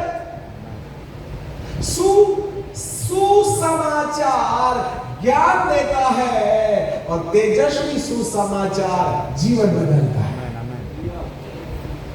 सुसमाचार ज्ञान देता है, तेजस्वी सुसमाचार जीवन बदलता है। सुसमाचार विद्वान बनाता है और तेजस्वी सुसमाचार बुद्धिमान बनाता है। विद्वान अपने हिसाब से जीता है और बुद्धिमान परमेश्वर की इच्छा से जीता है। आपको कोई थियोलॉजी नहीं बताएगा। आज विद्वानों की कमी नहीं है, बुद्धिमानों की कमी है। जो बुद्धिमान होता है वो गाली नहीं बकता, जो विद्वान होता है वो झगड़ा नहीं करता, जो विद्वान होता है जो परमेश्वर के वचन को ध्यान में रखता है और उसके अनुसार जीवन चलाता है उसको बुद्धिमान कहते हैं, और जो बाइबल का ज्ञान रखता है उसको विद्वान कहते हैं। आज विद्वान ना बिल्कुल गली कूचे में मिलेंगे बाइबल के जानकार, परंतु बाइबल के हिसाब से जीने वाले हैं कहाँ? बोलो यीशु प्रभु की। फिर से वापस आ जाएं। आज हम आपको ऐसी बात बता जाएंगे जिसमें आप जिंदगी भर कसरत करते रहिएगा, बहुत मजा आएगा आपको, नई दिशा मिलेगी। समझ में है तो समझ लो, नहीं बुद्धि हिसाब करेगी। हम जितने लोगों के ऊपर मौत के फरिश्ते मंडरा रहे हैं ना, जैसे कल हमने इंट्रोडक्शन दिया था, आज शाम और कल ये जितने भी जहर लेके बैठे हैं ना, उनका छुटकारा केवल यीशु के पास है। यदि सही तरीके से उसको पहचान जाओगे तो वह आपको छुटकारा जरूर दे देगा, नहीं तो तकलीफ हो जाएगी।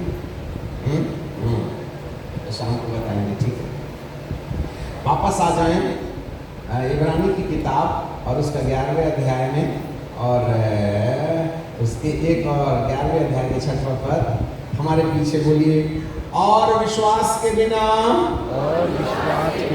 उसे प्रसन्न करना अनहोना है, क्योंकि परमेश्वर के पास आने वालों को विश्वास करना चाहिए कि वो है, और अपने खोजने वालों को प्रतिफल देता है, ऊंची आवाज से, और अपने खोजने वालों को प्रतिफल देता है। फिर से बोलिए, और अपने खोजने वालों को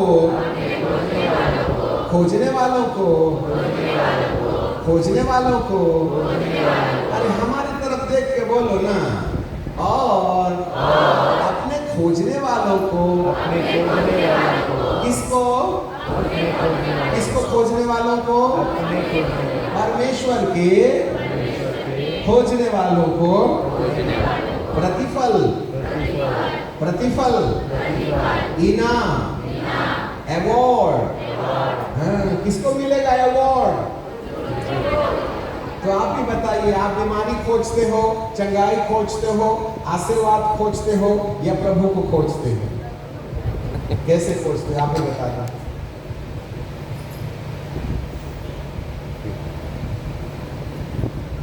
बड़े न झंझट में। अच्छा, आप में से कौन कौन प्रभु को प्यार करते हैं? हाथ उठाइए। हाँ सारे बाप रे दोनों। आप बोलो तो खड़े हो जाए जगह से। हम कैसे प्यार करते हैं आप भी बताइए, कैसे प्यार करते? 3 प्रकार के प्यार हैं। एक है गंधा वाला प्यार, लड़का लड़की का। एक है नेता के दिल में गद्दी का प्यार। एक है चोर के दिल में पैसे के प्रति प्यार। दूसरे नंबर वाला फिलिया लव, एक माँ के दिल में अपने बच्चे के प्रति, और बच्चे के दिल में मामा के प्रति। माँ की गोद में नहीं बैठने देगा जब तक बच्चा है तब तक। एक गुरु के दिल में चेले के प्रति, और एक चेले के दिल में गुरु के प्रति। और चेला गुरु का प्यार ऐसा होता है, जब तक ना चेला गुरु का आइडिया नहीं ले लेता तब तक हुजूरी करता है, और जैसे पता चला कि अब मैं भी मैकेनिक बन गया हूँ, तो उसके बाजू में दुकान खोलेगा अपने गुरु की, और वो बोलेगा ए उधर मत जाना, मैं हूं ना उसी का चेला, इधर ही आ जा। वो 150 बनाता, मैं 50 में बना दूंगा। ग्राहकी बर्बाद कर देता अपने गुरु का। यीशु मसीह के चेलों को प्रभु यीशु मसीह ने 3 साल की ट्रेनिंग दिया कि जाओ रे बाबा, मेरे जी उठने की गवाही देना। ये ताला मार के अंदर बैठे थे, और स्त्रियां कब्रिस्तान में जाके ना मसाला लगाने गई थी। जहाँ पुरुषों को होना चाहिए वहाँ स्त्रियां हैं, और जहाँ स्त्रियों को होना चाहिए वहाँ पुरुष लोग हैं। 1 हफ्ता हो गया अंदर से ताला मार के बैठे हैं। ये तो पतरस कहता था, प्रभु मैं तेरे लिए जान दे दूंगा।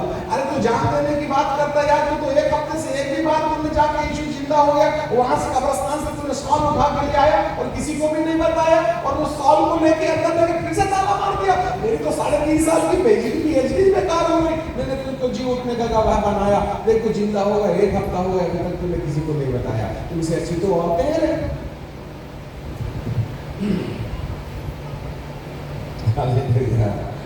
बोला विष्णु प्रभु की। हाँ, चेले गुरु वाला प्यार, इसको भी छोड़ दो। और तीसरे नंबर वाला है परमेश्वर के हृदय में हर एक पापी के दिल में प्यार के लिए प्यार, उसको अगापे प्यार कहते हैं। अब थर्ड क्लास वाला प्यार से सीखते हैं। चलिए, एक लड़का एक लड़की को प्यार करता है तो क्या बोलता है, आई मेरी जॉन, जबकि उसकी अलग इसकी अलग, ठीक है। और फिर वो लड़का क्या बोलता है, आई मेरी जान, यदि तू बोलेगी तो मैं सितारा तोड़ के ले आऊंगा। बाप ने तेरे को आम में चढ़ाने नहीं सिखाया, तो सितारा कैसे तोड़ेगा जा रहा है, बता तो भला। कभी किसी प्रेमी ने अपनी प्रेमिका के लिए तारा तोड़ के लाया क्या है? हिटलर ने नहीं ला पाया, तू कहां से ला लेगा? नहीं समझ गए थे तारा में, बेचारे भाई डेड बॉडी लेके आए है ना। और फिर तीसरे में क्या बोलता है, आई मेरी जॉन, यदि तू बोलेगी तो मैं अपना दिल फाड़ के तेरे को दे दूंगा। अब दिल फाड़ेगा तो तेरा ऑपरेशन हो जाएगा और दिल निकाल के दे देगा तो तू मर जाएगा, तो भूत बन के प्यार करेगा। अपनी बात अपने पास में रख, सामने वाले को पटाने के लिए उल्टी सीधी टेक्नोलॉजी बताता है। अच्छा, एक लड़का एक लड़की को प्यार करने लगा, लड़की प्यार करने लगी लड़के को और बोली, देखो तुम मेरे को चुम्मी देना है तो मेरे को एक घड़ी ला के देना, तब तुम मेरे को चुम्मी देना। तो उसने घड़ी लाया, छो आई लव यू, कैसा लगा? बहुत अच्छा लगा, अब कल भी आना, और यदि कल दूसरी चुम्मी दोगे तो तुम मेरे लिए गले के में सोने की चेन लाना। अच्छा ठीक है, उसने गले की चेन भी लाया, चोरी चाबी करके ला करके। अब तीसरे बार कहने लगा, मोटरसाइकिल लाना, तीसरी बार चुम्मी दूंगी। तो वो लड़का क्या बोलेगा, अरे मैं तो हफ्ता भर के अंदर में पूरे कंगाल हो जाऊंगा, ये चुम्मी महंगी पड़ती है, तू प्यार नहीं करती, मेरे से धंधा करती है, तो मुझको प्यार नहीं करती, बिजनेस करता है ना। तो प्यार मांगता है कि देता है, आपको बताइए। एक थर्ड क्लास वाला क्या बोलता है, मैं अपनी जान दे दूंगा, मैं तारा तोड़ के ला दूंगा, मैं दिल काट के दे दूंगा। तो प्यार देता है कि लेता है? अरे प्यार देता है कि लेता है? देता है ना, कि लेता है? जब थर्ड क्लास वाला प्यार देता है तो फर्स्ट क्लास वाला प्यार क्या करता है? देता ही होगा ना। अब आप भी बताओ, आप प्रभु को प्यार करते हैं तो उससे लेते हो कि देते हो? ले लेता, सोचो ना। अरे तुम प्रभु से लेते हो कि देते हो? लेने आए हो कि देने आए हो? और जो लेता है वो प्यार है कि धंधा है? अरे थोड़ा दिमाग तो लगाओ।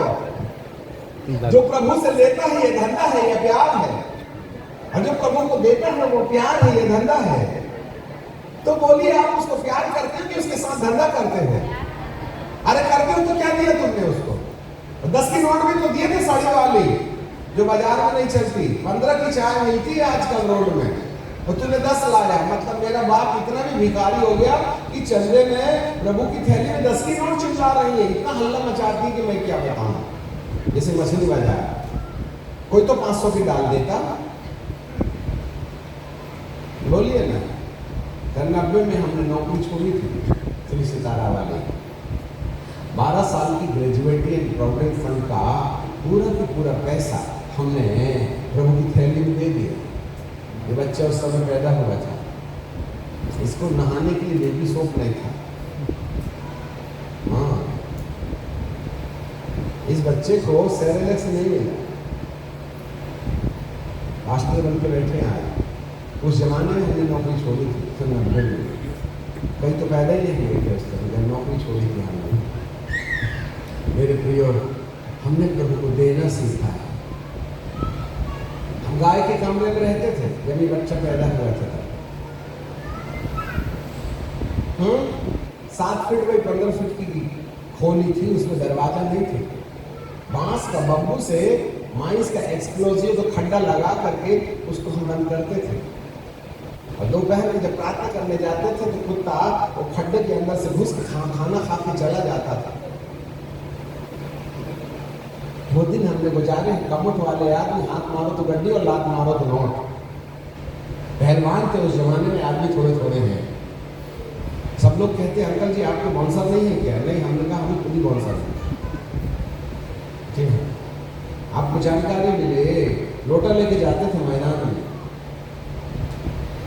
हम पति पत्नी 5 बजे उठते थे, सामने नदी थी, वहां जाते थे और वहीं से जाके नहा के आ जाते थे। मेरी पत्नी के लिए नहाने का बाथरूम नहीं था, फिर हमने शक्कर के 4 बोरे लाए और उसका ना बांस गाड़ के उसके लिए बाथरूम नहाने के लिए बनाए थे। दोनों मैदान में लोटा लेके जाते थे। वो दिन हमने गुजारे वहां से। हमारी सेवा समस्या से शुरू हुई है 90 से। हाँ, कई साल तक दूसरे हम अपने बरामदे में सोते थे किसी विश्वासी के घर में। जी हाँ, रात को ग्रेजुएटी के पैसे से हमने एक घर बनाया, वो बंगला भवन बनाया। रात को 10 बजे जाते थे, खेत से कंधे में मट्टी उठा के लाके चर्च के फाउंडेशन में डालते थे और एक बॉटल में मट्टी तेल डाल के उसका भक्का बना के रात भर धुम धुम धुम धुम उठते थे। और सुबह जब विश्वासी आते थे और कहते थे ये खेत की मट्टी यहाँ डाल के फर्शी किसने बनाया? किसी को पता नहीं चला। आज बोल रहे हैं, किसी को बोलना नहीं। Nobody knows it. इस भवन के अंदर फाउंडेशन हमने अपने हाथ से फूटी, एक्सरसाइज करते थे। इसलिए दंड बैठक के बजाय धूमस मार मार के मसल्स बनाते थे, किसी को कुछ पता नहीं चला। हाँ, वहाँ से सेवा की। आज संस्था ने तुमको पहने के नीचे मोटरसाइकिल दे के रखी, कार में घूमते हो आप। प्रभु भक्तों ने जो कीमत दी है ना, एक दिन में 90 किलोमीटर साइकिल चलाते थे और रोडों में खड़े रहते थे और 3-3 घंटा एक रोड में 2-2, 3-3 हजार लोगों के लिए हाथ रख के प्रार्थना करते थे। तब जाके भारत और महाराष्ट्र के अंदर में रिवाइवल आई है। आज के सेवक कटनी जानते हैं, कटनी कीमत देना नहीं जानते। आज संस्थाएं तुम्हारे पास में है तो तुम्हारी आवश्यकताओं की जमीन खरीद कर बंगला बना के दे रही है। गाय के कमरे में रहकर सेवा शुरू किए 90 के दशक से। 90 के पहले अन्य जाति में बपतिस्मा नहीं लेते थे, तो उन संतों की कीमत जी। पादी साहब बताएं, हम मुंबई में पिट के आए तो बताए नहीं बताया? नहीं बताया। हाँ, हमारी लाठी इन्होंने झेली। रीवा के अंदर 2 इंची रॉड से प्रभु के भक्तों को जैसे यीशु की पीठ में रोल थे जैसे चमड़ी निकले तक लोगों ने 2 इंची रॉड से मारा था रीवा में। पादरी भाग गया अपनी बीवी को छोड़ के, हम उसकी बीवी की रक्षा करते थे, दीवार में कूद के भाग गया। इतना डरपोक था। हमारी पत्नी के गले में चाकू का निशान है, तो प्रभु ने सो गए। अरे तुम तो भगड़ में काट रहे हो यार। 100-200 बपतिस्मा देकर के जो ड्रम बजा रहे हैं ना कलीसिया के सिर में, इसके पीछे ना जाने कितने लोगों ने खून बहाया इस भूमि पर, भारत भूमि में। 165 दिन, 166 167 days विदाउट फूड, 5 महीना बिना खाना खाए, सुबह शाम अन्न पेट में नहीं, ऐसे उपवास करके भारत देश के लिए दुआ करने वाले लोग आज बरकरार हैं, जिसके चक्कर में आज तुम ना पकड़ में दनादन बपतिस्मा दे रहे हैं। आज खटाखट हीलिंग से डिलीवरेंस हो रही है। आपको मालूम है इस परमेश्वर को प्रसन्न करने के लिए न जाने जमीन के अंदर में रहने वाले कितने लोग जिनका कोई अता पता नहीं है इस देश की रिवाइवल के लिए प्रार्थना कर रहे हैं। तुम्हें तो पता ही नहीं, तुम्हें तो मोबाइल से फुर्सत नहीं ना। क्या कीमत दिया सेवकों ने बताइए ना? कोई कीमत दिया आपने?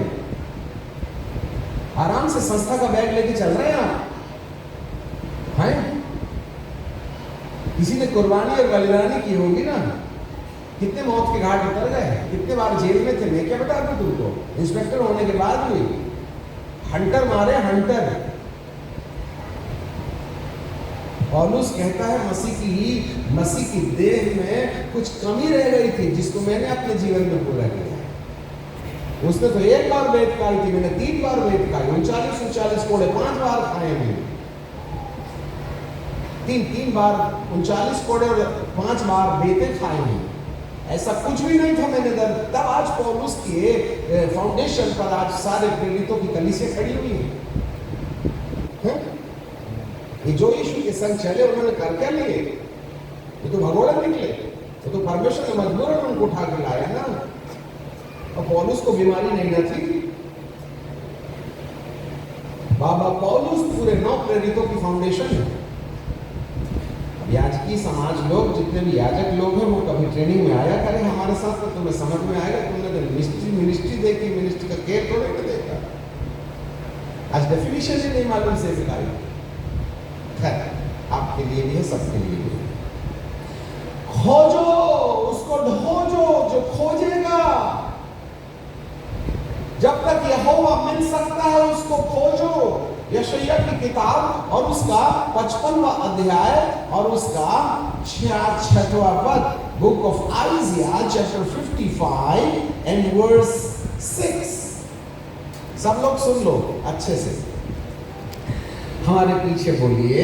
जब तक यहोवा मिल सकता है उसकी खोज में रहो, जब तक वह निकट है उसको पुकारो।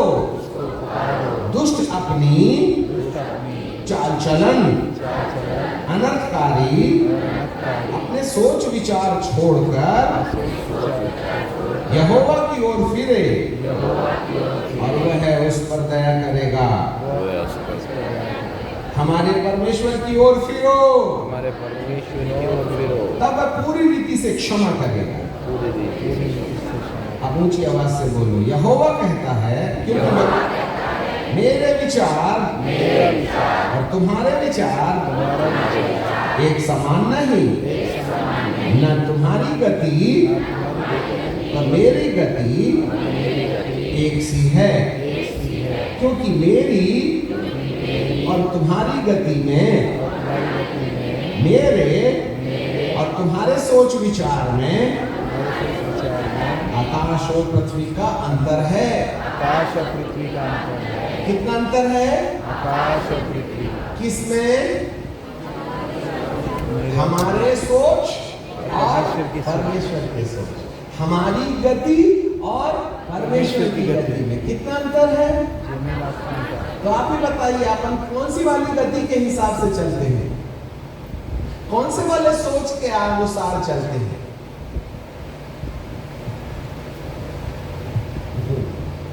भाई, हम कौन से वाला सोच से सोचते हैं? हम कौन से वाले सोच से सोचते हैं? हमारा कौन सा सिस्टम है जिसके द्वारा हम प्रभु के पास आते हैं? हालेलुया, यही तो बात है। लगाते अपना दिमाग और कहते हैं प्रभु बोला। एक तो बीबी संभलती नहीं, मेरे को प्रभु ने बोला फलानी से शादी कर ले। बाइबल में लिखा ही नहीं है, पता नहीं कहाँ बोल दिया तेरे को डबल लिया। एक ही इस चक्कर में चल रहा, स्टेपनी बिठा के बैठे हो। अरे समझ में, किसकी गति है? किसकी सोच है? किसकी डॉक्ट्रिन है? किसकी संस्था है? किसकी मिनिस्ट्री है? Barry Higgs ministry, Oral Roberts ministry, Amos Sings ministry, फलानी मिनिस्ट्री, अमकी मिनिस्ट्री, धमकी मिनिस्ट्री। प्रभु कहते हैं बाप रे बाप, सब तुम्हारी तो मेरी मिनिस्ट्री, जीसस मिनिस्ट्री कहाँ गई? सब माल हड़प के अपना अपना नाम ठोक लिए, इसमें से एक बेवकूफ हम, आमोस सिंह मिनिस्ट्री। वाह रे वाह, पूरा माल तुम, केले का अंदर का गूदा अपन और छिलका यीशु। बोलिए ना, what ministry you are doing? तुम्हारी कल्पना कहां है और मेरे परमेश्वर की कल्पना कहां है? क्या बात के लिए प्रभु की खोज करना है? उसकी कल्पना को समझने के लिए खोज करना है, और उसकी कल्पना को समझने के लिए अपनी कल्पना का अंत करना पड़ेगा।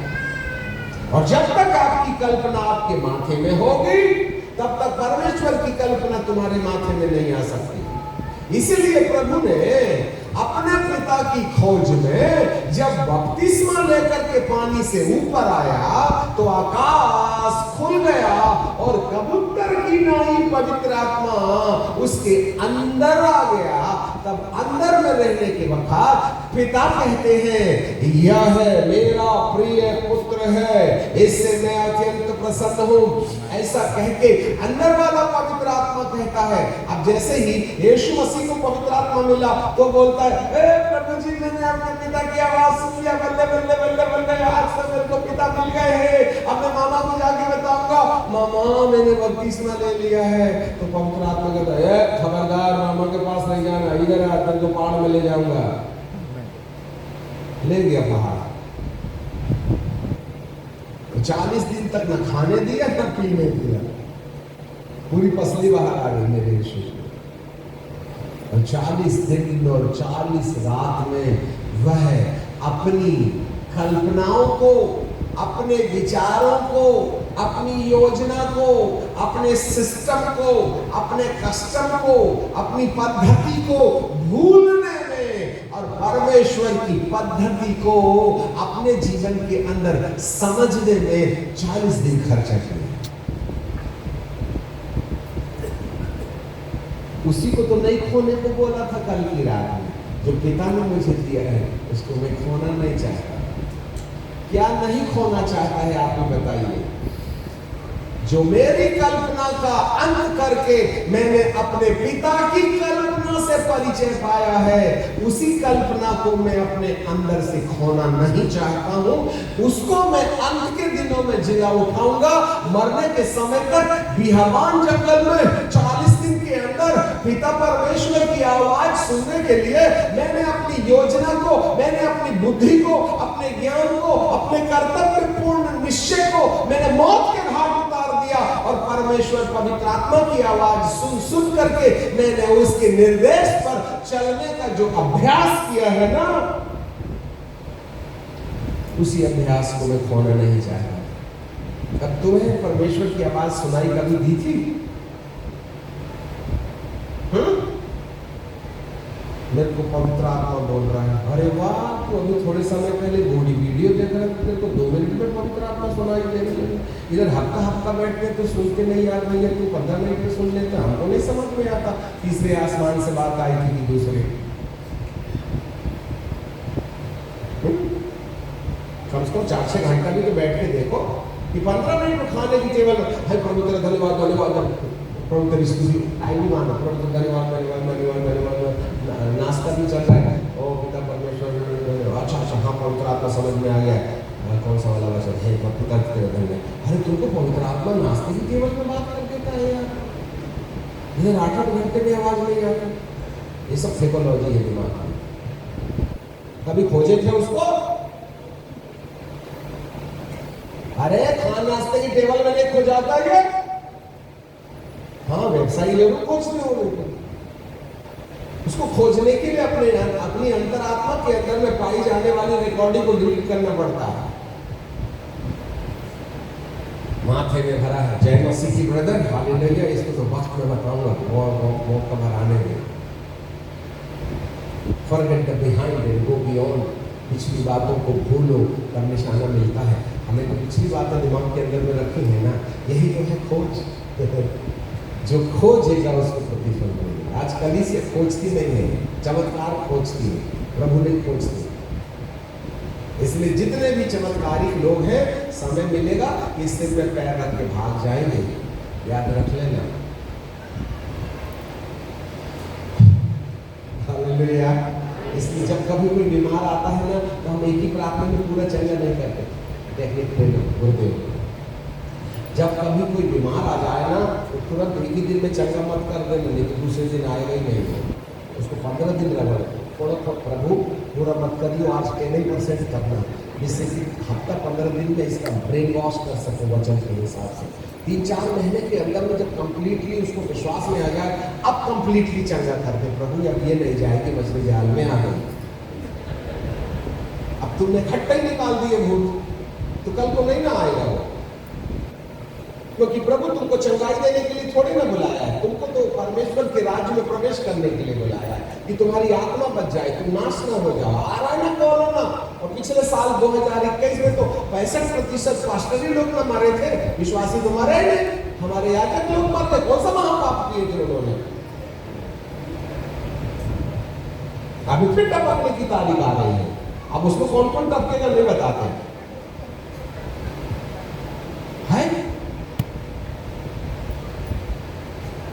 अच्छे से याद रख लेना।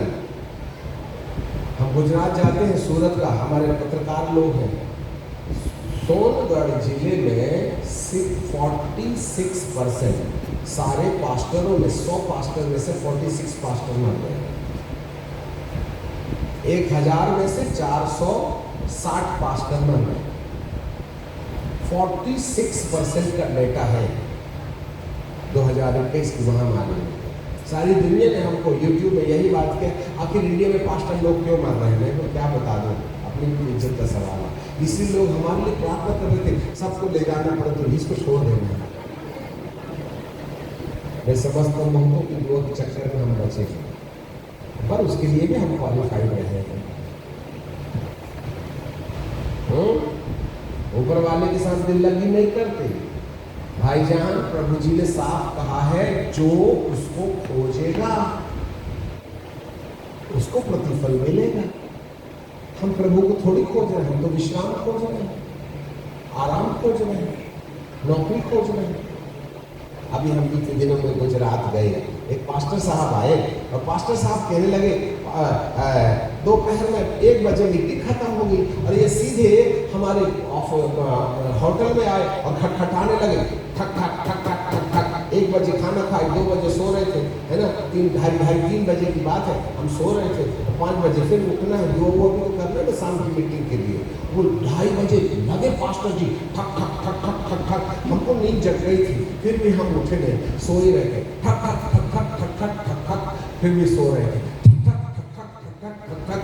अरे पादरी साहब मतलब मानने को तैयार थे नहीं, यदि पादरी नहीं खोलेगा दरवाजा तोड़ के घुस जाऊंगा।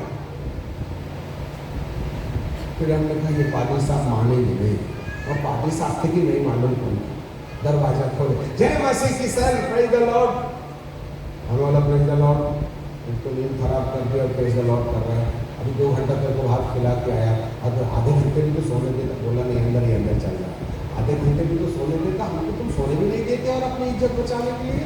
और उसके साथ एक और ग्राहक खड़ा था, वो क्या बोलते हैं, ये बड़ा भारी कॉन्ट्रैक्टर है, अच्छा इसके पास ये बहुत पैसा आता है, अच्छा तो फिर मेरी थोड़ी नींद चली गई, इसका फायदा होगा अपना भी होगा।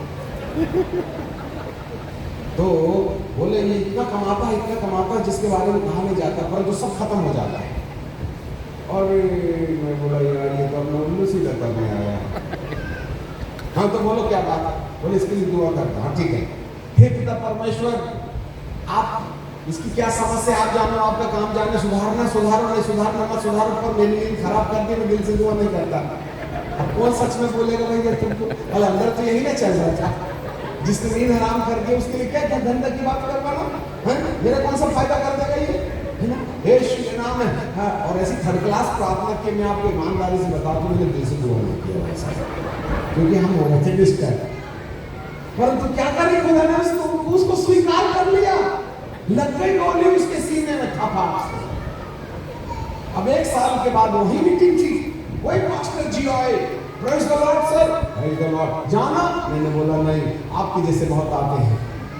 अरे वो एक बार दोपहर में आए थे, अरे तेरे को तो मरने के सवाल ही नहीं भूल, डिस्टर्बिंग स्पिरिट। तो बोले सर मैं एक आदमी को लेके आया था। हाँ, अरे उसको तो कभी नहीं भूल सकता, बिजनेस वाला ना, हाँ जिसका पास पैसा बहुत आता पर रहता टिकता वगैरह नहीं है, वही ना, हाँ हाँ वही। आजकल क्या हाल है, मेरी आंख चमकी, मैं बोला कुछ तो फायदा हो रहा है। बोले सर जब से आपने प्रार्थना किया 1 साल में 22 लाख का घर बनाया, अच्छा 2-4 चक्के वाली नई गाड़ी खरीदा, अच्छा अरे वाह उसका इतना धंधा चल रहा है पूछो मत, अरे वाह अंकल जी आपकी प्रार्थना में तो बड़ी दम है। अरे मैं बोला दम हम मार गोली, तेरा कुछ फायदा हुआ? तो मुंह लटका के क्या बोलता है, जब तक उसका धंधा नहीं था तो हफ्ते में आके 100 रुपये देता था, महीने में एक बार आता देता 100 रुपया है। मैं बोला 300 तो तेरा घाटा हुआ, मेरे तो फायदा नहीं होने वाला, जब तू कंगाल होगा तो मैं कहाँ से होगा, कम से कम वो एक बता तो देते। अरे उसको मालूम है आप आने वाले हो, फिर भी धंधा में गया है। मैं बोला गरीब मास्टर तूने भी मेरे को गरीब बना दिया, ऐसे कैंडिडेट मत लाया कर जो तेरा भी नुकसान करता और मेरा भी नुकसान। जब तेरे नहीं हुआ तो मेरा कहाँ से फायदा हो जाएगा, बता तो बोला। मैं सोचा 4 चक्के वाली 2 गाड़ी लाया है तो कम से कम 1 दर्जन केला तो ला ही सकता है, नहीं बोले धंधे में दीजिए। समझ गए? फिर हम कहते उसका धंधा चल गया। अब धंधा तो चल गया, परंतु वो तो और बहुत की गाड़ी में बैठ गया। और जितना ज्यादा धंधा होगा, ज्यादा पैसा रहेगा। तो पहले कंगाली रहती थी, दाल रोटी खाता, आज प्याज भी खाएगा। जिस दिन प्याज खाएगा उस दिन टिकाएगा, जिस दिन टिकाएगा उस दिन गाली भी पकड़ेगा, पत्नी को भी पीटेगा। इसको कहते हैं चर्च। कोई खोज रहा है? अरे आपके पास कैसे वाले खोजी आते हैं? क्या खोजने आते हैं? और आप दिखाते क्या है उसको? और तुम भी क्या खोजने आए हो मेरे प्रभु के दरबार में? वह तो परमेश्वर के खोजने वालों को ना प्रतिफल देता। आज कोई खोजता तो नहीं ना प्रभु जी को। कौन है उसका खोजी? रोता है बेचारा। हमारा बड़ा वाला बेटे का बड़ा वाला बेटा, उसका नाम है जोहान। वो 3 साल का था, सो रहा था अपने घर में। 5 बजे उठा, मम्मी मम्मी मम्मी। बोले क्या हुआ बेटा, सो जा इतनी जल्दी? क्या? नहीं नहीं नहीं मम्मी उठो ना मम्मी। क्या हुआ? मम्मी रात को यीशु पापा मेरे पास आए थे। बेटा सपना देखा? सो जा, सुबह बताना। नहीं मम्मी सुनो, यीशु पापा आए थे। अच्छा, तो उठ गई उसकी मामा। यीशु मसीह मेरे को एक प्रश्न की, बेटा जोहान, सुनो इधर, जोहान मेरे को कोई प्यार नहीं करता बेटा। ऐसे यीशु पापा मेरे को बोलो, मेरे को कोई प्यार नहीं करता बेटा। फिर थोड़ी देर के बाद में और क्या बोले बेटा? तो वो यीशु पापा ना ऐसे बोले, जोहान जोहान मेरे को कोई प्यार नहीं करता बेटा, तू मेरे को प्यार करेगा क्या? ऐसा बोल के यीशु मसीह की आंख से टप से आंसू नीचे आए। मेरे को कोई प्यार नहीं करता बेटा, तू मेरे को प्यार करेगा क्या? और बच्चा रोने लगा।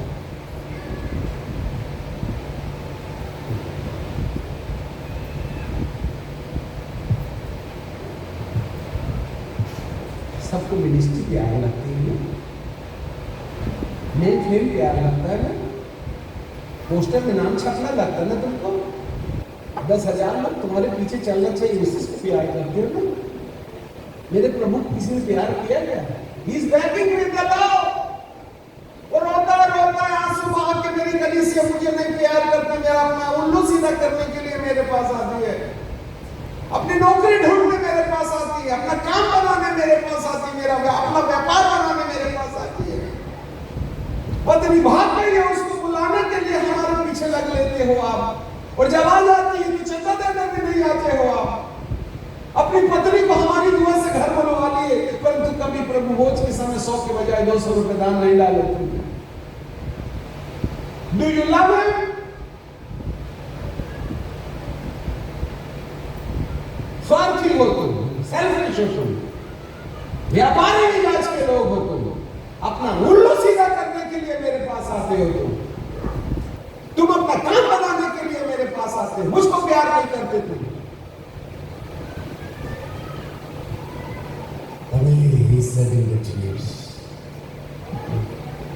मेरे प्रियो, आज प्रभु का दिल रोता है। कोई तो उसके साथ 5 मिनट समय गुजार देता।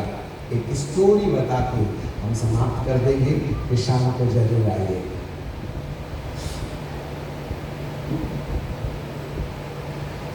यीशु लड़का है और कलीसिया लड़की है। चलो सीरियस रहना है, हाँ, 9 बजने से पहले। यीशु दुल्हा है और कलीसिया दुल्हन है। एक घर में एक लड़का रहता था, बड़ा धनी आदमी था, और एक लड़की आई और उसने, एक महिला आई, उसने दरवाजा खटखटाया, घंटी बजाई, टिरिंग टिरिंग टिरिंग। घर के स्वामी ने दरवाजा खोला। क्या बाबूजी, फटे पुराने जूता दे दो, कल की बासी रोटी दे दो, टीन टप्पर दे दो, टूटे बाल्टी दे दो, पानी की बोतल दे दो, उसको बेच के रोटी कमा लूंगी। मालिक ने बोला, ए शामो, वो पुराना जूता दे दे उसको, और पुरानी कमीज भी दे दे, और पीछे 3 बाल्टी टूटी वो भी दे दे, प्लास्टिक का डब्बा भी दे दे। अच्छा चलिए जाइए, भगा के। दूसरी लड़की आई, रिंग मिले भाई जी, कुछ पैसा दे दो, खाना दे दो, ये दे दो, वो दे दो।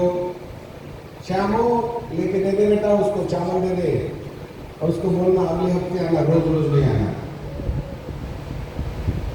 ऐसी कई महिलाएं आई और चली गई। फिर एक और लड़की आई, ट्रिंग, इसने खोला दरवाजा। बोलो क्या है? कुछ नहीं। क्यों आए हो? ऐसे ही आपको मन पड़ा देखने का, इसलिए आ गए। देखो सेल्फी भी ले लो हमारी। अब जाओ। नहीं बोले, मन नहीं भरा, देखते रहने का मन होता है। ठीक है, देख लो। अब सबको जूता दिया तो इसको देखने तो देगा ना। इसके बाद बोला, अब जाओ ना, आधे घंटे से देख रही हो, क्या देख रही हो? मुस्कुराते रहते हो मेरे को देख करके। कुछ चाहिए तो बोलो। नहीं, कुछ नहीं चाहिए। फिर उसने बोली, एक बात बोलूं क्या? हाँ बोलो, आधा घंटा तो वैसे ही खर्चा कर दिए तुमने, दिमाग खा लिए मेरा। मैं तुमको एक बार बाल में, माथे में किस कर सकती हूँ क्या? लड़की क्या बोल रही है तुम? किस करना चाहती है? किस करेगी?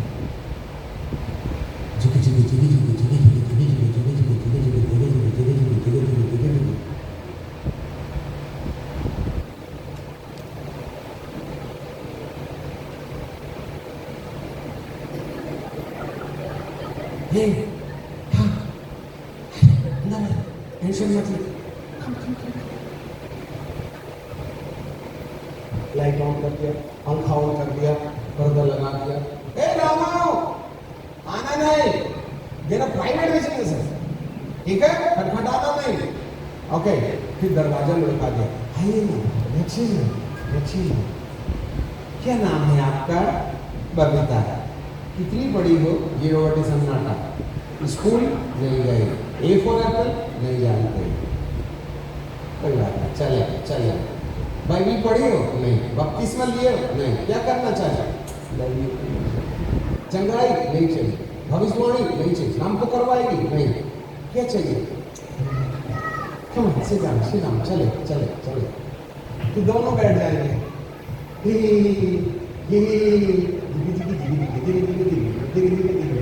घड़ी बंद हो जाती भाई जान। ढाई अक्षर का शब्द है। बोलो, आप में से कितने हैं जिनको वो फाटक से हकाल देता है, और कितने हैं उनको अंदर बुला लेता है? पूछो अपने आप से। कितने हैं जिनको भिखारियों के समान कहता है, जूता ले ले, चप्पल ले ले, चंगाई ले ले, बीवी ले ले, टीवी ले ले, दुनिया ले ले, दादी ले ले, बाप निकल वहां से, फालतू की बात। तुमसे परेशान हो गए हमें कार्यों से। परंतु यहाँ एक लड़की खड़ी है, वो कहती है क्या चाहिए?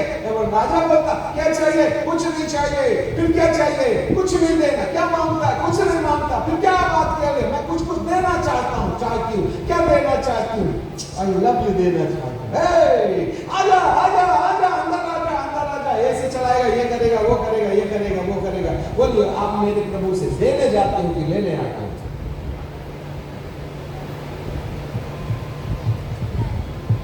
बोलिए ना।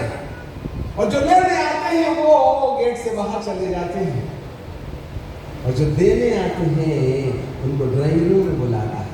बोलो, तुम ड्राइंग रूम वाले ब्रांड हो या गेट वाले ब्रांड हो? पूछो अपने पास। वह कभी भी भिखारियों को ड्राइंग रूम में नहीं घुसने देगा, क्योंकि उनके जूते चप्पल फटे हुए हैं, उनका मिजाज बिगड़ा हुआ है। वे दुनिया को प्यार करते हैं, चंगाई को प्यार करते हैं, आशीर्वाद को प्यार करते हैं, नौकरी को प्यार करते हैं। वे मुझको थोड़ी ना करते हैं। जो मुझको प्यार करता है मुझसे लेता नहीं। जो मुझसे लेता नहीं, वो जो मुझसे लेता नहीं और देता है, उसके लिए ड्राइंग रूम है, और जो मुझसे मांगता है उसके लिए गेट है। बोलो, तुम्हारी पोजीशन गेट में है, ड्राइंग रूम में है, जहाँ कुर्सी में बिठा के तुम्हारे। कितनी पढ़ी है? एक भी नहीं पढ़ी मालिक। और कितनी ट्रेनिंग लिया? एक भी ट्रेनिंग नहीं लिया है। तू क्या करती है? बहुत गरीब हूँ, माता पिता दोनों मर गए हैं और तेरी नौकरी चाकरी कुछ नहीं है, फिर तू क्यों आई है? I love you। चलेगा। ये ट्रेनिंग वाले नहीं चाहिए, ये पीएचडी वाले नहीं चाहिए, ये आर्च बिशप नहीं चाहिए, ये बिशप नहीं चाहिए, ये डॉक्टर नहीं चाहिए। मुझे वो चाहिए जो मुझको कहेगा गाल में की सुधरी सकती हो क्या? यही तो जुबान को बोल रहा है, बेटा कोई मुझे प्यार नहीं करता, बेटा तू मेरे को प्यार करेगा क्या? तपाक से यीशु की आंख से आंसू गिरते। He is thirsty for your love। इसको खोजने कौन जाएगा? हैं? तुम तो अपना उल्लू सीधे करवाने आए हो ना? नौकरी आज अंग्रेजी का पेपर है ना, आज मैथ्स का पेपर बनवाने आए हो ना? हाँ, आज नया घर खोला, नया घर बना है। अंकल जी इनॉग्रेशन कर दो, पहले आगे आगे आप जाओ, हालेलुया का गाना गाते जाओ, जिससे कि इनॉग्रेशन पहले जितने बूथ सब निकल जाए, तभी हम बसेरे करेंगे। नई कार खरीद के लाते, चाबी हमारे हाथ में दे दो, अब आदमी साहब को चलाते आता नहीं, आप एक बार बैठ जाओ कुर्सी में, अरे मेरे को आता नहीं रे बाबा, न्यूट्रल कर देते हैं, केवल आप स्टार्ट करना पिता पुत्र पवित्र आत्मा के नाम से। उससे क्या होगा? सीट पे जो भूत बैठे होंगे निकल जाएंगे आपके गाँव के चक्कर में, तभी ना मैं बैठूंगा। उसके बाद जरा देना वाला चाबी पादरी साहब को गाड़ी की, पहली बार तो दिया था, उनको लगा अपनी, और दूसरे दिन गैरेज भेज दी तुम। पादरी साहब बोले जरा कार देने यार, असिस्टेंट का जाना जल्दी है। पादरी साहब आज मेंटेनेंस डे है, उसको वहाँ ले जाऊंगा। अब नहीं देंगे, भूत निकलवाने के लिए बिठवा दिए, और अब तुम हो घर के इनॉग्रेशन में पादरी की जरूरत है। अब एक रात भी सोने नहीं देते अपने बंगले के अंदर में है। फिर फैक्ट्री शुरू की थी, पादरी साहब आएंगे, वो पिता पुत्र पवित्र आत्मा के नाम से रिलीफ बांटेंगे, जिससे कि सारे भूत उनका नाम देख के भाग जाएंगे। उसके बाद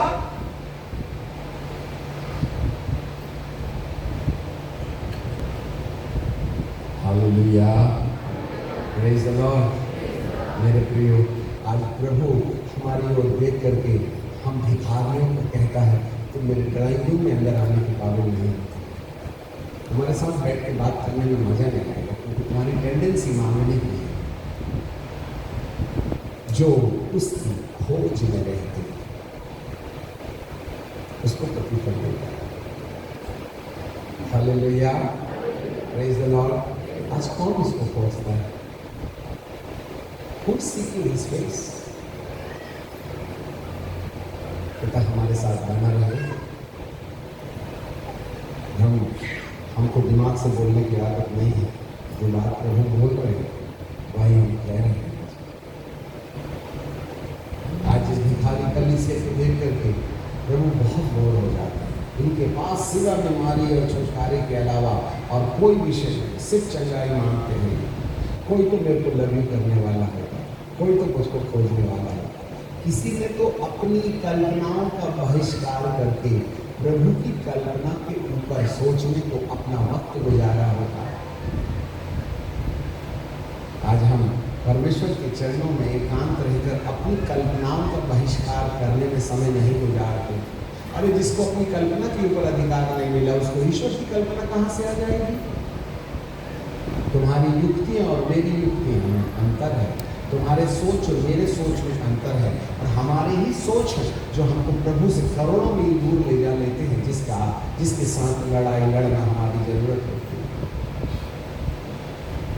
आपने अपने घर में गेस्ट रूम बनाया है, किचन रूम बनाया है, स्टोर रूम बनाया है, अंदर रूम बनाया, बेटा के लिए रूम बनाया, बिटिया के लिए रूम बनाया है, मेहमानों के लिए रूम बनाया, नौकरानी के लिए रूम बनाया, कुत्ते के लिए डॉगी रूम बनाया है। तुम्हारे और तुम्हारे पिता के साथ समय गुजारने का कोई प्रिय रूम आपके घर के अंदर डिजाइन हुआ है क्या? जहाँ बीवी को नहीं घुसने देना, जहाँ जूता पहन के जाना नहीं, जहाँ पापी महापापी मोबाइल को अंदर लेके जाना नहीं, जहाँ केवल बाइबल और सतरंजी और बहुत डिकोरेटेड प्लेस होगी, जहाँ बीवी भी जाकर तुम्हारे साथ कोई बहस नहीं करना चाहिए, वहाँ जाके सो नहीं जाना, नींद आए तो जाके घर में सोना, और प्रेयर रूम में नहीं जाना, नहीं स्लम्बलिंग या सुस्ती की आत्मा की तरंगे वहाँ भाग जाएंगे। जहाँ केवल जागते रहने के लिए तुमने अपने पिता के साथ समय गुजारने के लिए ऐसा डिजाइन किया, जो सबसे सुंदर कमरा आपके बेडरूम में ड्राइंग रूम से भी ज्यादा डेकोरेटेड कमरा है, ऐसा तुमने बनाया अपने घर में। सब अन्य जातियों के घर में मंदिर होता है, तुम्हारे घर में प्रार्थना का घर है? तुम तो रात को जहाँ बीवी के साथ में लड़े तो वहीं घुटने टेक के प्रार्थना करते हो, और वहाँ चड्डी बनियान सो गई बीवी की, और स्वर्गदूत आकर वीडियो लेके गए होंगे। तुमको डर नहीं लगता स्वर्गदूत और पवित्र आत्मा आएंगे, तुम्हारी बीवी की चड्डी बनियान वहाँ सुत रही है, वहाँ बैठ के दुआ करते, तुम्हें शर्म नहीं लगी? इतने बड़े शहंशाह के साथ में बात करने के लिए तुम्हारे पास तो जगह नहीं है। मेहमानों के लिए जगह है, कुत्ते के लिए कुत्ते का घर है, मेरे बाप के लिए तुम्हारे घर में घर नहीं, जगह नहीं है। खोजने वाले हो या भिखारी हो, इससे बुरी गाली धरती को कोई बचाकर नहीं देगा। He's shedding the tears. आप हमारे बंगले में आना, हम अपने प्रभु के घर में जहाँ मैं बैठ के प्रार्थना करता हूँ दिखाऊंगा, वहाँ किसी को घुसने की बिल्कुल नहीं है। इवन दो मेरे परिवार के लोग भी वहाँ नहीं घुस सकते, वहाँ किसी को घुसने की इजाजत नहीं है। मेरे और मेरे परमेश्वर के बीच में और कोई दूसरा नहीं आ सकता। काम करने वालों ने जब काम करके चले गए, 5 तपस्वियों के साथ बैठ के वहाँ की तरंगों का हिसाब किया, जिससे कि यहाँ काम करने वालों की जो मैग्नेटिक वेव्स हैं जो इस कमरे में होंगी, उसका बहिष्कार करके, उसका इनॉग्रेट करके अपने परमेश्वर के साथ संगति रखने के लिए, और किसी गैर को अंदर घुसने की जरूरत नहीं। अगर हमारी कोई बीवी नहीं रही, हम बीवी को भी घुसने नहीं देते। हालेलुया। ऐसे लोगों को कहते हैं खोजी, और उनको प्रतिफल मिलता है। तो मौत के फरिश्ते भी तुम्हारा कुछ नहीं कर सकते। नाक में पट्टी बांधो और मत बांधो,